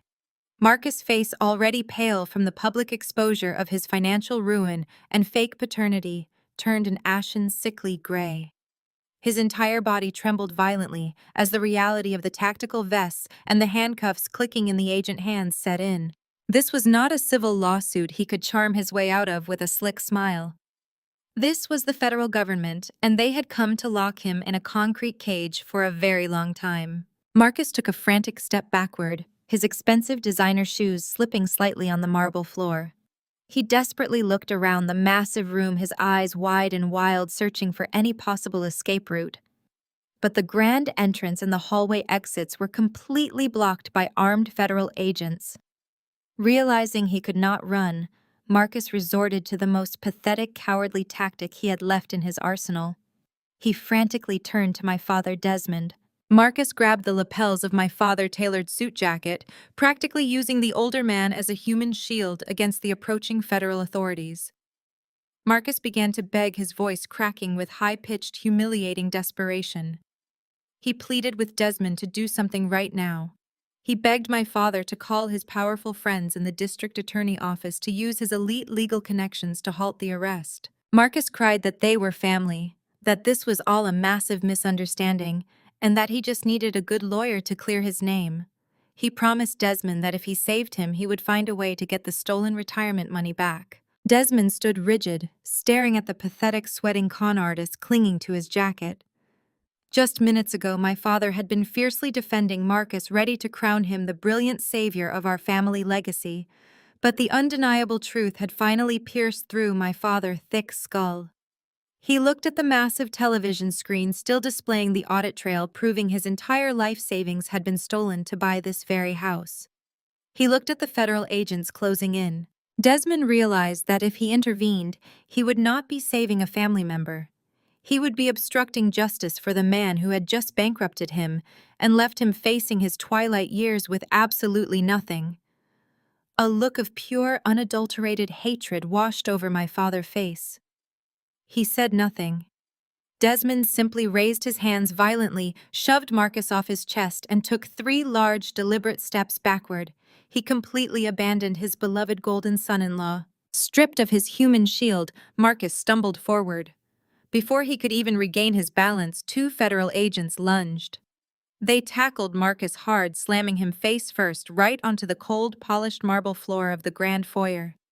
The sickening thud of the impact echoed through the silent room. The agents forcefully pinned his arms behind his back, the sharp metallic click of the heavy steel handcuffs sealing his fate. The arrogant luxury real estate developer was reduced to a sobbing, humiliated criminal pinned to the ground in front of the entire city elite. I watched the agents haul Marcus up from the floor by his arms. His custom suit was torn and wrinkled, his face pressed against the cold reality of his new life. As they began to drag him toward the open front doors and the flashing lights of the squad cars waiting outside, Marcus desperately scanned the room. His wild, frantic eyes landed on my sister. Chloe was trying to press herself into the shadows near the grand staircase, desperately hoping the federal agents would simply ignore her. She wanted to play the innocent, heartbroken victim who knew absolutely nothing about her lover crimes. But Marcus was not going to go down alone. He refused to let the woman who had demanded this lavish lifestyle escape the consequences. Marcus stopped struggling against the agents and pointed his handcuffed hands directly at Chloe. He screamed at the top of his lungs, his voice echoing with furious, vindictive rage. He yelled that she knew everything. He screamed that she had actively planned the illegal wire transfers with him to hide the money. He looked right at the lead agent and demanded they arrest her too. Marcus's furious accusation hung in the heavy air of the grand foyer. He lay pinned against the cold marble floor by 2 federal agents, his face twisted in absolute vindictive rage. He refused to be the only one going down for this massive financial crime. He screamed again, his voice echoing off the vaulted ceilings, swearing that Chloe had orchestrated the offshore wire transfers with him to hide the stolen money. The lead federal agent turned his sharp, uncompromising gaze away from Marcus and locked eyes directly with my sister. Chloe was standing near the sweeping grand staircase, her custom emerald green gown suddenly looking entirely out of place in the middle of a federal raid. The blood completely drained from her perfectly contoured face. Her eyes darted wildly around the room, taking in the flashing red and blue lights reflecting off the crystal chandeliers and the dozens of armed agents securing all the exits. She began to hyperventilate. Chloe took 3 frantic steps backward, pressing her back flush against the expensive silk wallpaper. She immediately deployed the only defense mechanism she had ever known. She tried to play the helpless innocent victim. Chloe threw her hands over her face, forcing massive theatrical tears to stream down her cheeks. She cried out to the federal agents, her voice trembling with manufactured terror. She desperately claimed that she was just a fragile, pregnant woman who knew absolutely nothing about corporate finance or luxury real estate development. She sobbed that Marcus had completely deceived her, swearing that she thought he was simply a successful businessman. She pleaded with the agents, insisting that she was completely innocent and that the stress of this aggressive raid was going to cause her to lose her unborn baby. The lead agent did not flinch. He did not soften his posture, and he certainly did not offer her a shoulder to cry on. He had spent his entire career taking down sophisticated white-collar criminals, and he was completely immune to the fake tears of a spoiled socialite. The agent marched straight up to Chloe, his heavy boots echoing on the marble floor.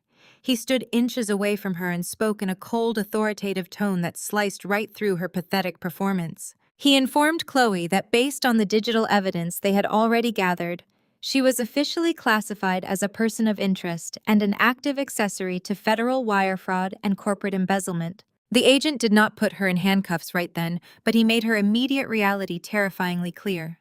He aggressively demanded that she hand over her passport on the spot. He strictly instructed her that she was not permitted to leave the state of Georgia, and she was explicitly forbidden from attempting to access any offshore financial accounts pending a full federal investigation. Chloe's mouth fell open in absolute shock. Her hands shook violently as she reached into her designer clutch and handed her passport over to the federal agent. The ultimate golden child, the woman who had spent her entire life believing she was completely untouchable, was now a documented suspect in a massive federal crime. The prominent politicians and wealthy bank executives who were still huddled near the coat check whispered in disgust. Chloe had officially become a toxic, radioactive pariah in the eyes of Atlanta high society. Realizing that her glamorous future with Marcus was completely destroyed and that she was facing the very real threat of a federal indictment, Chloe desperately pivoted to her ultimate backup plan. She turned her tear-filled eyes toward Julian. She looked at the man she had relentlessly mocked, the man she had cheated on, the man she had secretly stolen from for 2 years. Chloe completely ignored the fact that Julian was now an incredibly powerful billionaire who knew every single detail of her betrayal. In her absolute panic, she foolishly believed she could still use her old manipulative tactics to control him. Chloe stumbled forward, her emerald gown dragging heavily across the floor. She reached out with trembling hands, trying to grab Julian's tailored suit jacket. She looked up at him through her thick, fake eyelashes, reverting to the soft, helpless voice she used to drain his bank accounts. She begged him to call his elite corporate lawyers to make the federal agents go away. She cried that this was their house, the beautiful home they were supposed to share. She pleaded with Julian, completely abandoning her loyalty to Marcus, and told Julian that he had to protect her because she was still his legal wife. She screamed that he could not possibly let the federal government seize her brand new $3 million mansion. Julian did not step back. He did not look angry. He simply stood there, radiating the absolute terrifying power of a man who held her entire existence in the palm of his hand. He looked down at Chloe's desperate, pleading face. A slow, chilling smile spread across his lips. Julian calmly reached up and adjusted the cuffs of his bespoke midnight blue suit. He looked around the massive, glittering foyer, taking in the crystal chandeliers and the sweeping marble staircase. He looked back down at Chloe, his icy blue eyes gleaming with pure, undeniable victory. He asked her if she meant his house. Chloe froze, her hands dropping from his jacket. Confusion washed over her tear-stained face. Julian did not explain. He simply took a single step to the side and signaled me with a subtle nod. I stepped forward, my posture rigid and commanding. I reached into my clutch and pulled out a thick, folded legal document printed on premium bonded paper. I did not hand it to Julian. I walked directly up to my sister and shoved the heavy document squarely into her chest. Chloe fumbled to catch the papers, her eyes darting down to the bold, terrifying legal text stamped across the front page. I leaned in close, ensuring that my parents, Vivian and Desmond, who were watching in absolute horror, could hear every single word. I kept my voice incredibly low, delivering the final devastating blow with perfect icy precision. I told Chloe that Marcus had defaulted on the fraudulent loan the moment Kensington Holdings froze his assets. I whispered that the Kensington Trust had legally bought the debt on this foreclosed property yesterday afternoon. I looked at the sheer terror consuming my sister's face, and I told her that she had exactly 10 minutes to pack her fake designer bags and vacate my property before I had the federal agents arrest her for trespassing. Chloe stared at the legal foreclosure document in her trembling hands. The color completely drained from her face as the reality of my words settled into her mind. She looked around the massive foyer, but there was no one left to save her. The wealthy socialites had abandoned her. Marcus was already in handcuffs. And Julian, the man she had mocked for 2 years, was standing beside me with the cold authority of a king. The federal agents did not give my sister a moment to breathe. The lead agent pointed toward the grand sweeping staircase and sharply informed Chloe that her 10 minutes had officially started. He told her that if she was not off the premises when the clock ran out, she would be physically escorted out in handcuffs for trespassing on private federal property. Chloe let out a broken, humiliated sob. The ultimate golden child, the woman who had spent her entire life being pampered and praised, turned and frantically sprinted up the marble stairs. She was no longer a glamorous lifestyle influencer hosting the social event of the season. She was a documented federal suspect, desperately grabbing whatever she could carry. I stood in the center of the grand foyer and watched the final remnants of Marcus's fraudulent empire crumble. Through the massive front doors, I saw the federal agents aggressively shove Marcus into the back of a waiting armored squad car. He kicked and screamed, begging anyone to listen to his lies, but the heavy metal door slammed shut, cutting off his pathetic pleas. The flashing red and blue police lights illuminated the pristine driveway, casting harsh shadows across the abandoned luxury vehicles left behind by the fleeing guests. Within exactly 9 minutes, Chloe reappeared at the top of the staircase. She was not rolling matched sets of expensive designer luggage.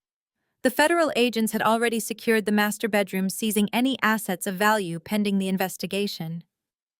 Chloe was dragging 2 thick black plastic garbage bags filled with whatever clothes she had managed to shove inside. Her custom emerald green silk gown snagged on the marble steps as she awkwardly hauled the heavy garbage bags down to the foyer. Her perfect makeup was completely destroyed by her tears, leaving dark, messy streaks running down her face. She did not look at me. She did not look at Julian. She kept her head down in absolute crushing shame as she dragged her trash bags right out the front doors. I watched my sister stumble down the front steps and collapse onto the concrete curb. The federal agents secured the perimeter, effectively locking her out of the $3 million mansion she had tried to build with my stolen money. With Marcus dragged away to a federal holding cell and Chloe crying on the street corner, an eerie, suffocating silence fell over the grand interior of the house. Only 4 people remained standing in the glittering foyer: Julian, myself, and my parents. Vivienne and Desmond stood completely frozen near the cascading ice sculpture. The beautiful, intricate sculpture was beginning to melt, dripping slowly onto the polished marble floor. It was a perfect physical representation of my parents' current reality. Their entire world was rapidly dissolving right in front of their eyes. The sheer magnitude of their absolute bankruptcy finally set in. Just a few hours ago, my parents had marched into this house believing they were the undeniable royalty of Atlanta high society. They had sneered at me. They had ripped up the certified audit papers I had brought them. They had proudly bragged about handing their entire life savings and their retirement fund directly to Marcus. Now that money was gone, forever swallowed up by federal asset seizures and offshore corporate liens. They had absolutely no retirement safety net. Their pristine social status was completely obliterated. By tomorrow morning, every single politician, bank executive, and country club member in the city would know that Vivian and Desmond had funded a massive Ponzi scheme. They would be social pariahs, completely blacklisted from the elite circles they worshipped. Worse, their precious golden child was sitting on a curb outside, with garbage bags facing a serious federal indictment. I looked at the two people who had spent 32 years treating me like a worthless outsider. I expected them to fall to their knees. I expected them to cry, to apologize, to beg for my forgiveness after choosing a con artist over their own daughter. But narcissists do not know how to apologize. They only know how to manipulate. I watched my mother take a deep, shuddering breath. She literally shook her head as if physically trying to reset her brain and ignore the devastating reality of the federal raid that had just occurred. Vivian smoothed down her expensive designer dress, plastered a sickeningly sweet, entirely fake smile across her face, and took 3 steps toward me. She completely ignored the fact that just a few days ago she had screamed in my face and demanded I sign over my inheritance to her cheating golden child. She ignored the fact that she had watched Marcus steal my money and told me to be a real woman and accept it. My mother reached out, attempting to gently grab my hands. I immediately took a step back, refusing to let her touch me. Vivian did not let my rejection stop her performance. Her voice dripped with a sugary, manufactured warmth that made my stomach turn. She looked at me with wide, pleading eyes. She told me that I was her brilliant, wonderful girl. She said she always knew I was the smartest person in the family. She glanced quickly at Julian, taking in his bespoke Savile Row suit and the undeniable aura of his immense wealth. Vivian looked back at me, her smile widening into something desperate and hungry. She cheerfully declared that since I was now married to a powerful billionaire, everything was going to be perfectly fine. She completely erased the horrific abuse she had inflicted on me my entire life. She told me that I simply had to help them right now. She reminded me that they were my parents, the people who had given me life, and that family always protects family during a crisis. My father, Desmond, immediately stepped up right beside her. He puffed out his chest desperately, trying to regain some fraction of his lost paternal authority. He did not ask for my help. He demanded it, acting as if I somehow owed them a rescue from the consequences of their own spectacular greed. Desmond looked at Julian's private security team standing by the doors, then looked directly into my eyes. He told me that they needed immediate liquidity to hire defense lawyers for Chloe and to secure a new luxury property for themselves, since their retirement was currently tied up in federal evidence. He did not offer a single word of remorse for handing my life savings to a criminal. He did not apologize for calling me a bitter, lonely spinster. Instead, my father delivered a demand so incredibly arrogant, it bordered on actual insanity. Desmond instructed me to simply call the Kensington Bank and transfer them the exact cash equivalent of my late grandmother's inheritance. He crossed his arms, looking at me with pure, unapologetic entitlement. He told me it was a small price to pay for a billionaire, and it was the absolute least I could do to keep my own family off the streets. I stared at the two people standing in the echoing, empty foyer of the seized mansion. The sheer, unadulterated audacity of my father's demand hung in the air, heavy and suffocating. Desmond had just looked me dead in the eye seconds after watching his entire fraudulent kingdom collapse into federal custody and demanded I hand over millions of dollars. He stood there with his chin jutted out, his hands resting on his hips, completely ignoring the flashing police lights illuminating the windows behind him. He did not ask for a loan. He commanded a rescue. He actually believed that after 32 years of treating me like a worthless outsider, he could simply snap his fingers, and I would empty my grandmother's legacy into his pocket to save his precious social status. I looked at my mother, Vivian. She stood right beside him, her fake sugary smile trembling dangerously at the edges. Her lips stretched tight across her teeth, exposing the deep lines of stress around her mouth. She tried to project the warm, loving maternal image she strictly reserved for high society galas, but her eyes were wild. She was nodding along with my father, staring at me with greedy, desperate expectation. They honestly thought the invisible chains of family obligation would force me to surrender. They thought I was still that broken approval-starved little girl who would do absolutely anything just to hear them say they were proud of me. I did not speak right away. I let the absolute silence stretch out, allowing the cold, terrifying reality of their situation to fully settle around them. The federal agents had already finished sweeping the ground floor, bagging up financial documents as evidence. The mansion was completely empty. The expensive catering staff had fled. The wealthy politicians and powerful bank executives were long gone, having abandoned my parents the second the raid began.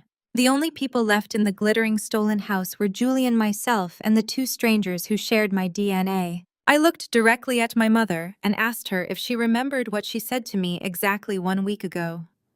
I kept my voice perfectly level, stripping away every single ounce of emotion. I reminded her about the private dining room at the country club. I painted the picture with crystal clear, devastating precision. I asked her if she remembered watching Marcus stand up and throw those divorce papers onto my dinner plate. I asked her if she remembered sitting at that lavish table, calmly sipping her vintage champagne, while my ex-husband proudly announced he was leaving me for her golden child. Vivienne's fake smile completely vanished. She took a nervous step backward, her eyes darting toward Julian, desperately hoping he would intervene and play the role of the polite, accommodating son-in-law.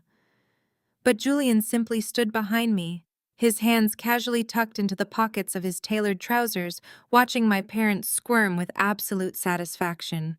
He was letting me handle my own business. I took a slow, deliberate step forward, closing the distance between me and the woman who had made my life a living hell. I reminded Vivian of her exact words from that night. I repeated them back to her, ensuring they echoed off the high marble walls. I reminded her that she had looked at me, her own daughter, and sighed in pure annoyance. I reminded her that she had blamed me for Marcus's infidelity. She had told me I worked too many hours. She had told me Marcus needed a real woman to nurture him, and she had openly praised Chloe for stepping up to steal my husband. My mother opened her mouth, stammering frantically, trying to backtrack. She weakly claimed that she was just trying to keep the peace, that she had been caught off guard, that she did not mean it the way it sounded. I cut her off immediately. I did not raise my voice, but my tone was sharp enough to slice through solid steel. I turned my attention to my father. I pointed directly at Desmond, who was suddenly looking very small and very old.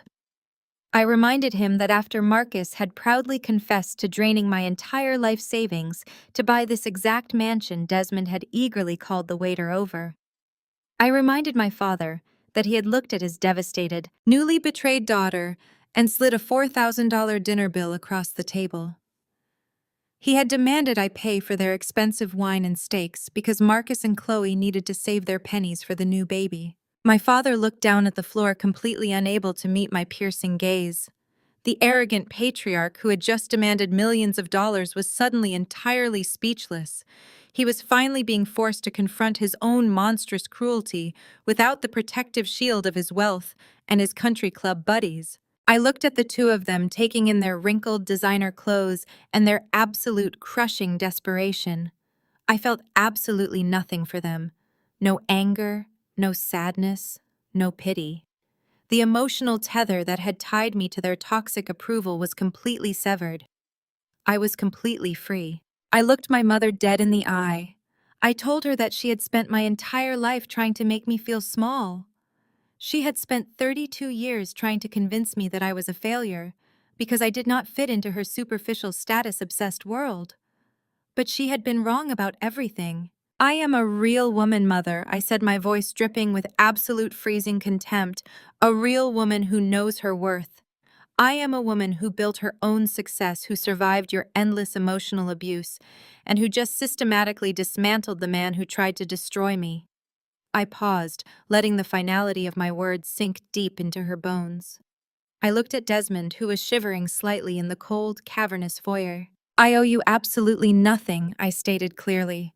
Not my grandmother's inheritance, not my forgiveness, and certainly not my respect.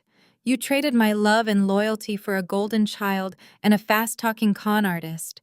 I suggest you go find them. They are the only family you have left. Without another word, I turned my back on them. I smoothly linked my arm through Julian's, completely dismissing my parents from my reality. The rejection was too much for Vivian's fragile narcissistic ego to handle. Losing the money was devastating, but being discarded by the scapegoat daughter she had always controlled was a fatal blow to her pride. My mother completely snapped. She let out a wild, furious scream. She lunged forward, her hands outstretched desperately, trying to physically grab my shoulder to force me to turn back around. She shrieked that I was an ungrateful, vindictive child who was going to burn in hell for turning my back on my own flesh and blood. She never even made it within 3 feet of me. Julian's elite private security detail moved with terrifying, immediate precision. 2 massive men in dark tactical suits stepped smoothly out of the shadows, physically blocking Vivian's path. They did not hesitate or ask politely. They grabbed my mother by the arms, completely ignoring her frantic, thrashing protests. A third security guard firmly gripped my father by the shoulders, steering the defeated man toward the exit.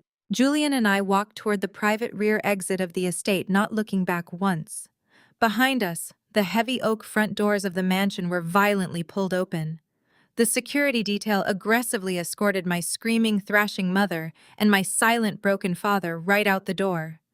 They shoved them out of the warm, glittering foyer and deposited them directly onto the cold concrete of the front driveway. The heavy doors slammed shut with a definitive echoing thud, locking Vivian and Desmond outside in the pouring Atlanta rain, leaving them with absolutely nothing but the devastating consequences of their own spectacular greed. 6 months had passed since the flashing lights of the federal squad cars illuminated the grand foyer of that stolen mansion. The chaotic dust of my family's spectacular downfall had finally settled, leaving behind a profound and absolute peace in my life. As the newly instated Chief Financial Officer of Kensington Holdings, I was no longer the overworked, underappreciated scapegoat hiding in a cramped apartment. I was thriving.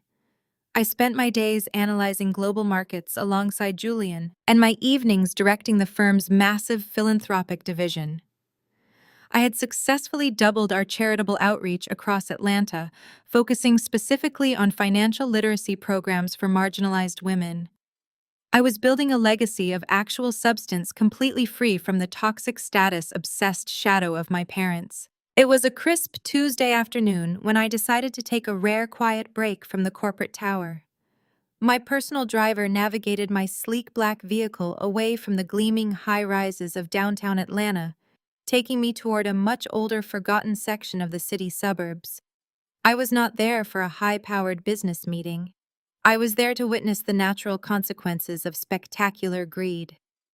I instructed my driver to park near the edge of a run-down discount strip mall. The asphalt parking lot was cracked and faded, littered with stray receipts and overgrown weeds. It was a massive, humiliating downgrade from the exclusive country clubs and luxury valet stands my family used to demand. I stepped out of the car wearing a perfectly tailored emerald green trench coat. I walked smoothly across the broken pavement, blending into the background of bargain stores and fast food chains. I stopped in front of a brightly lit, cheap storefront sandwiched between a discount dollar store and a greasy laundromat. The neon sign above the door flickered, advertising budget manicures and express facial treatments. This was not the glamorous, high-end luxury medical spa my sister had bragged about for years. Chloe's pristine, state-of-the-art dermatology clinic had been aggressively repossessed by her creditors months ago, completely liquidated to pay back a fraction of the stolen funds she and Marcus had squandered. Now Chloe was working here. I stood quietly on the sidewalk, looking through the large, smudged glass window of the budget spa. There was my sister, the former golden child of Atlanta high society. She was not wearing custom silk gowns or flashing massive diamond rings. Chloe was wearing a cheap, ill-fitting pink polyester uniform. The fabric was permanently stained with dark patches of spilled nail polish and harsh chemical solvents. Her hair, which used to be perfectly styled by expensive salons, was pulled back into a messy, exhausted knot at the base of her neck. She was not holding court as a prominent medical director. She was working as a low-level receptionist and cleaning attendant, desperately trying to scrape together minimum wage to pay off her massive, crushing mountain of federal legal debts and court-ordered restitution. I did not storm into the salon to gloat. I did not need to shout or cause a scene to validate my victory. I simply walked over to the small, unimpressive cafe next door and ordered a simple iced green tea. I walked back outside and took a seat on a weathered wooden bench perfectly positioned directly across from the large glass window of the spa. I crossed my legs, took a slow, refreshing sip of my cold tea, and watched my sister work. I watched her bend over, picking up discarded magazines and sweeping up hair clippings from the dirty linoleum floor. It took about 10 minutes for Chloe to notice me. She was carrying a heavy, sloshing plastic bucket of dirty mop water toward the front entrance. She paused to wipe the sweat from her forehead with the back of her hand, and her eyes casually drifted toward the window. I saw the exact devastating moment her gaze locked onto mine. Chloe completely froze. The heavy plastic bucket slipped from her trembling fingers, hitting the floor with a loud wet thud that splashed dirty, gray water all over her cheap pink uniform and scuffed sneakers. The blood completely drained from her face. Her eyes went wide with absolute suffocating humiliation. She looked at me, sitting on that bench, wrapped in luxury, projecting pure, unbothered tranquility. Chloe wanted to scream. I could see the familiar vindictive rage boiling up inside her chest. She wanted to storm out of that cheap salon, march up to my bench, and unleash a toxic tirade of insults, just like she used to do at my parents' dinner table. But she could not move. She was completely paralyzed. Chloe was trapped by her own desperate, undeniable poverty. If she caused a scene, if she abandoned her shift, she would lose the meager hourly wage she desperately needed just to survive the week. The golden child was entirely broken, forced to swallow her immense fragile pride, while I watched her drown in the consequences of her own actions. I offered her a small, cold, utterly victorious smile. Chloe looked down at the puddle of dirty water spreading around her shoes, her shoulders shaking with silent, defeated sobs. But the humiliation was not quite finished. The cheap, flimsy door of the salon violently swung open. The manager of the discount spa, an angry, loud woman holding a clipboard, marched right out onto the sidewalk. She did not care who was watching. She pointed a sharp finger directly in Chloe's face and began aggressively berating her at the top of her lungs. The manager screamed that Chloe was $20 short on her cash register drawer for the third time this week. The manager loudly and ruthlessly threatened that if Chloe ever tried to steal tips from the other hardworking nail technicians again, she was going to personally call Chloe's federal parole officer and send her straight back to a holding cell. I took one final, satisfying sip of my green tea. I stood up from the wooden bench, smoothed the fabric of my emerald coat, and walked gracefully back to my waiting car, leaving my sister trapped forever in her own self-made hell. 2 days after I watched my sister scrub floors, I found myself walking through the steel doors of a federal penitentiary. The air inside smelled of industrial bleach and absolute despair. My heels echoed sharply against the cold concrete floors as a security guard escorted me down a sterile corridor. I was not there to offer comfort or seek apologies.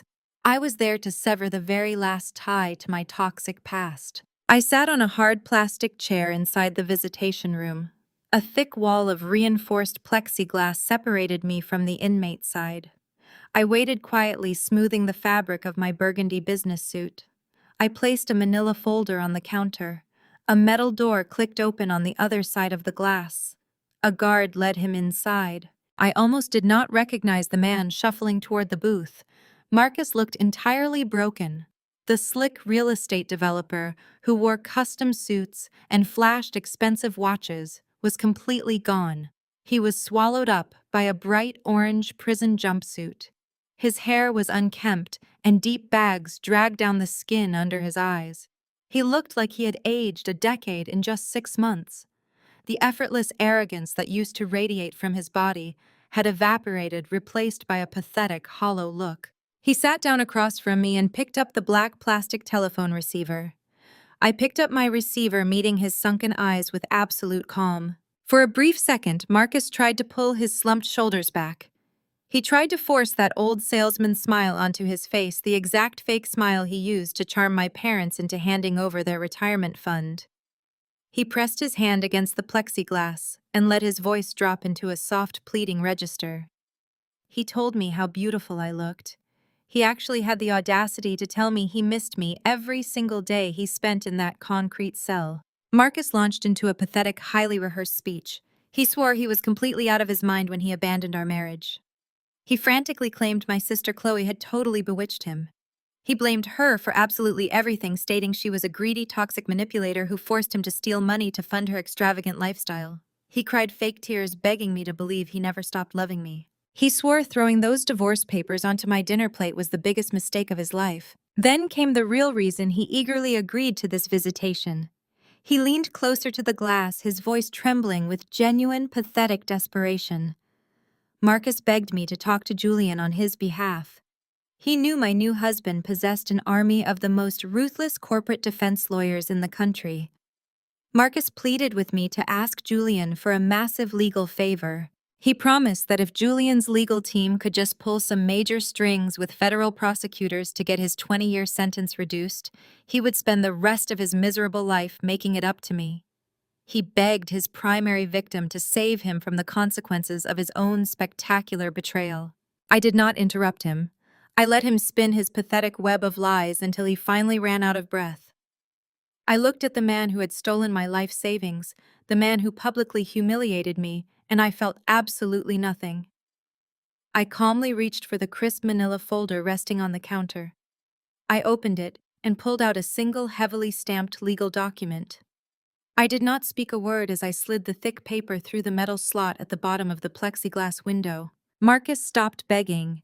He looked down at the document as it slid onto his side of the counter. His eyes scanned the bold legal header. It was our final, fully executed divorce decree. I spoke into the telephone receiver, my voice dripping with freezing contempt. I told him I was not there to save him.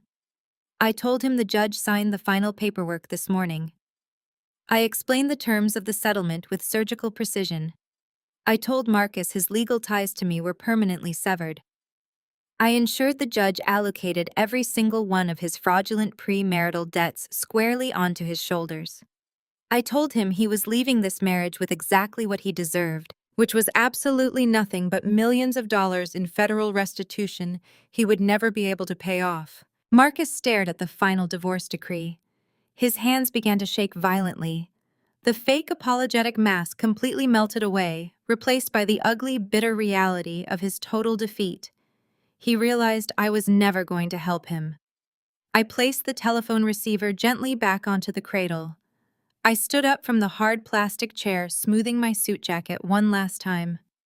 I looked down at him through the thick glass. Before I turned to walk away, I leaned slightly toward the small speaker grill built into the plexiglass window. I kept my voice incredibly low and calm, delivering the final devastating blow. I told him I had one last secret to share. I said, by the way, Marcus, the anonymous tip that got the Federal Bureau of Investigation to officially audit your hidden offshore accounts, that was me. Marcus's eyes widened in sheer horror as the realization finally hit him. I was the one who burned his kingdom to the ground. He lost his mind. Marcus leaped out of his metal chair, screaming at the top of his lungs. He slammed his fists against the thick plexiglass in a fit of pure, impotent rage. Two prison guards rushed forward. They grabbed him by the arms, forcefully dragging the screaming, thrashing con artist away from the window and back into the dark depths of the prison. I did not blink. I simply turned around and walked out into the bright, beautiful sunlight. It had been 2 weeks since I slid those finalized divorce papers to Marcus through the prison plexiglass, but there was still one final loose end to tie up. My phone had rung at 6 o'clock this morning. It was my father, Desmond, his voice frantic and shaking. He claimed my mother was experiencing severe heart failure, induced entirely by the crushing stress of their new impoverished reality. He begged me to come immediately to their new address. I instructed my driver to navigate the Maybach through the pothole-ridden streets of a decaying, forgotten neighborhood on the outskirts of Atlanta. I stepped out of the vehicle, the polished soles of my designer heels crunching against broken glass and discarded wrappers.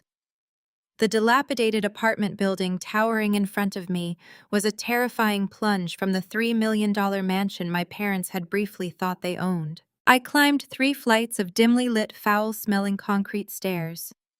I did not come alone. Walking silently beside me was Dr. Sterling, the chief medical officer for Kensington Holdings, a brilliant cardiologist who catered exclusively to Julian's elite corporate board.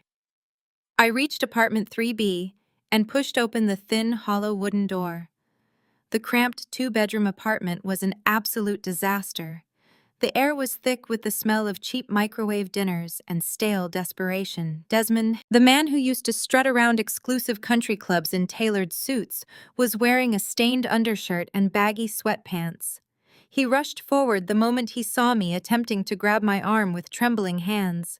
Desmond pointed frantically toward a saggy, faded floral couch in the center of the cramped living room. Vivian lay there, clutching a cheap fleece blanket to her chest. Her face was devoid of her usual expensive cosmetics. She was taking short theatrical gasps of air, her eyes fluttering weakly, as if she were seconds away from crossing over to the other side. She reached a shaking, fragile hand toward me, letting out a pitiful, breathy whisper. She cried that her heart simply could not take the crushing weight of their absolute bankruptcy. She sobbed that the terrible conditions of this filthy apartment were physically killing her. Desmond stepped right into my personal space, aggressively deploying the exact same toxic guilt trips he had used my entire life. He told me that my mother was going to die right here on this cheap couch unless I did the right thing. He demanded that I immediately use my executive authority at Kensington Holdings to transfer them into a luxury corporate penthouse. He insisted that Vivian required a stress-free, high-end environment with private nursing staff to survive this medical emergency. He actually tried to frame it as my ultimate duty, claiming I owed them a comfortable retirement after I had so ruthlessly allowed the federal government to seize their stolen investments. I did not shed a single tear. I did not rush to my mother's side to hold her hand. I simply took a step back and calmly gestured to the man standing quietly in the doorway. I introduced Dr. Sterling to my frantic parents. I explained that since Vivian was experiencing a catastrophic cardiac event, I had brought the absolute best cardiovascular specialist in the entire state to personally stabilize her before the ambulance arrived. The color instantly drained from my father's face. Vivian's theatrical gasping abruptly stopped. She froze on the couch, staring wide-eyed at the prominent medical professional opening his sleek black leather diagnostic bag. Dr. Sterling did not ask for permission. He stepped forward with cold clinical efficiency.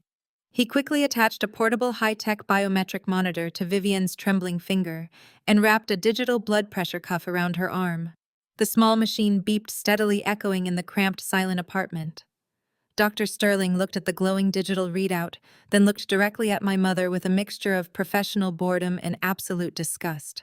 He turned to me and clearly announced that Vivian's heart rate was resting at a perfectly calm 72 beats per minute.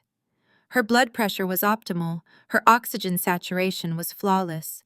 He stated unequivocally that my mother was experiencing absolutely zero cardiac distress and was in perfect physical health. The fake medical emergency was completely obliterated in less than 60 seconds.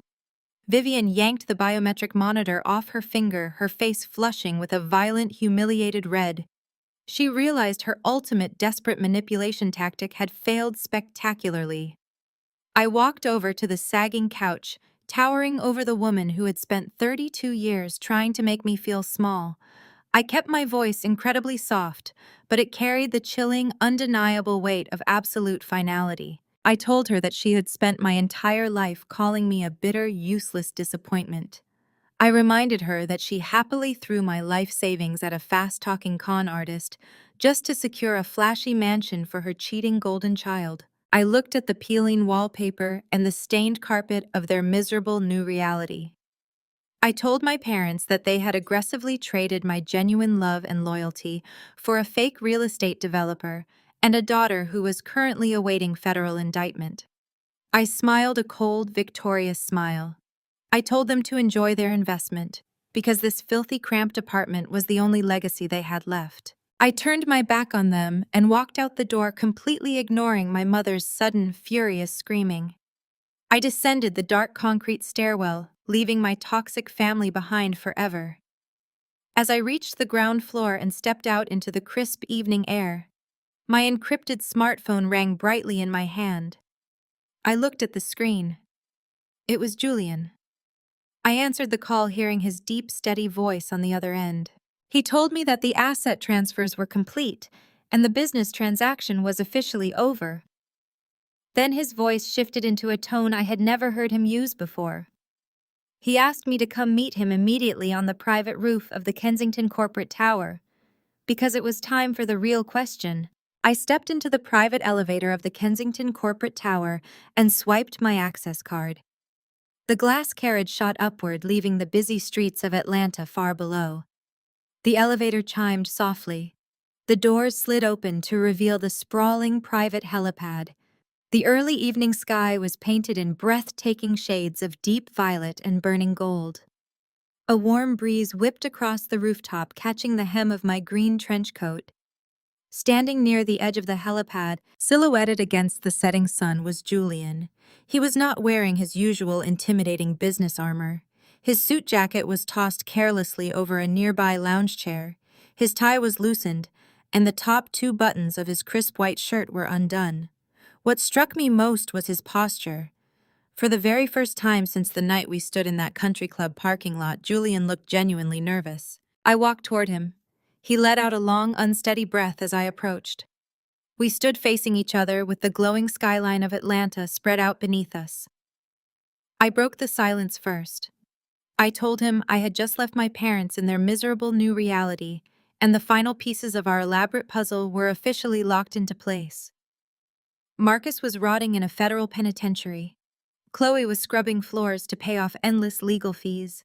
Vivian and Desmond were destitute and cut off from the society they worshipped. We had won. The immense Kensington Trust was now completely secure and entirely under his legal control. No greedy relatives could touch his legacy ever again. I looked down at the glass table resting between two lounge chairs. Sitting right in the center of the table was a thick manila folder. I knew exactly what was inside. Our legal team had drafted the documents yesterday afternoon. It was the formal marital annulment. Our mutually beneficial corporate marriage had successfully served its purpose. The hostile takeover was complete, the enemies were vanquished, and the business transaction was effectively over. All we had to do was sign our names on those dotted lines, and we could walk away as extremely wealthy, entirely independent people. Julian followed my gaze down to the manila folder. He reached out and picked it up. His large hands gripped the heavy paper. He did not pull a pen from his pocket. He did not ask me to sit down and review the legal terms. Instead, Julian looked me dead in the eye, his icy blue gaze burning with an intense, undeniable warmth. He gripped both sides of the thick annulment folder and aggressively ripped the entire stack of legal documents squarely in half. He tossed the shredded pieces of paper into the wind, letting them scatter and blow off the edge of the towering skyscraper. I stood frozen, staring at him in absolute shock.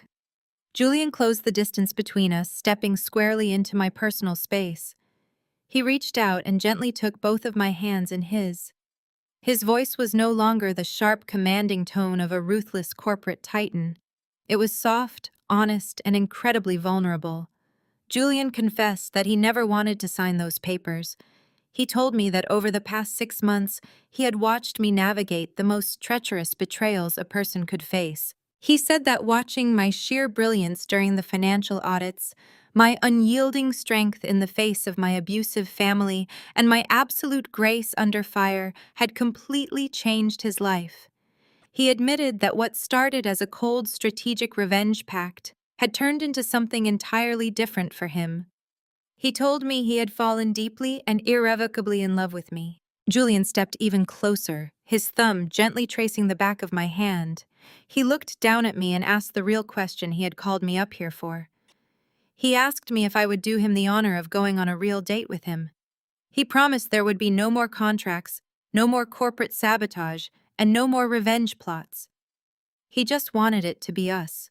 I looked up at the man who had stood by my side when the entire world tried to tear me down. I thought about the unwavering respect he had shown me since day one. I realized that my heart had already made its decision weeks ago.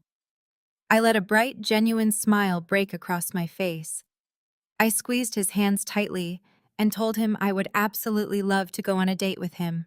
Julian let out a massive, relieved laugh that echoed beautifully across the quiet rooftop. He wrapped his arms around my waist and pulled me into a deep, passionate kiss. When we finally parted, I leaned my head against his chest. We stood together on top of the world, looking out over the glittering city skyline. I looked down at the streets of Atlanta, a city where I was no longer the discarded, overworked scapegoat. I was a powerful, fiercely independent, and incredibly wealthy woman. Best of all, I was truly, genuinely loved by a man who valued my brilliant mind above everything else. It was the absolute perfect, most satisfying close to my ultimate sweet revenge. I finally had the peace I always deserved. The long, dark days of constantly proving myself to people who never truly cared were completely over forever. Now my future was entirely my own to create, and it looked absolutely brighter than ever before.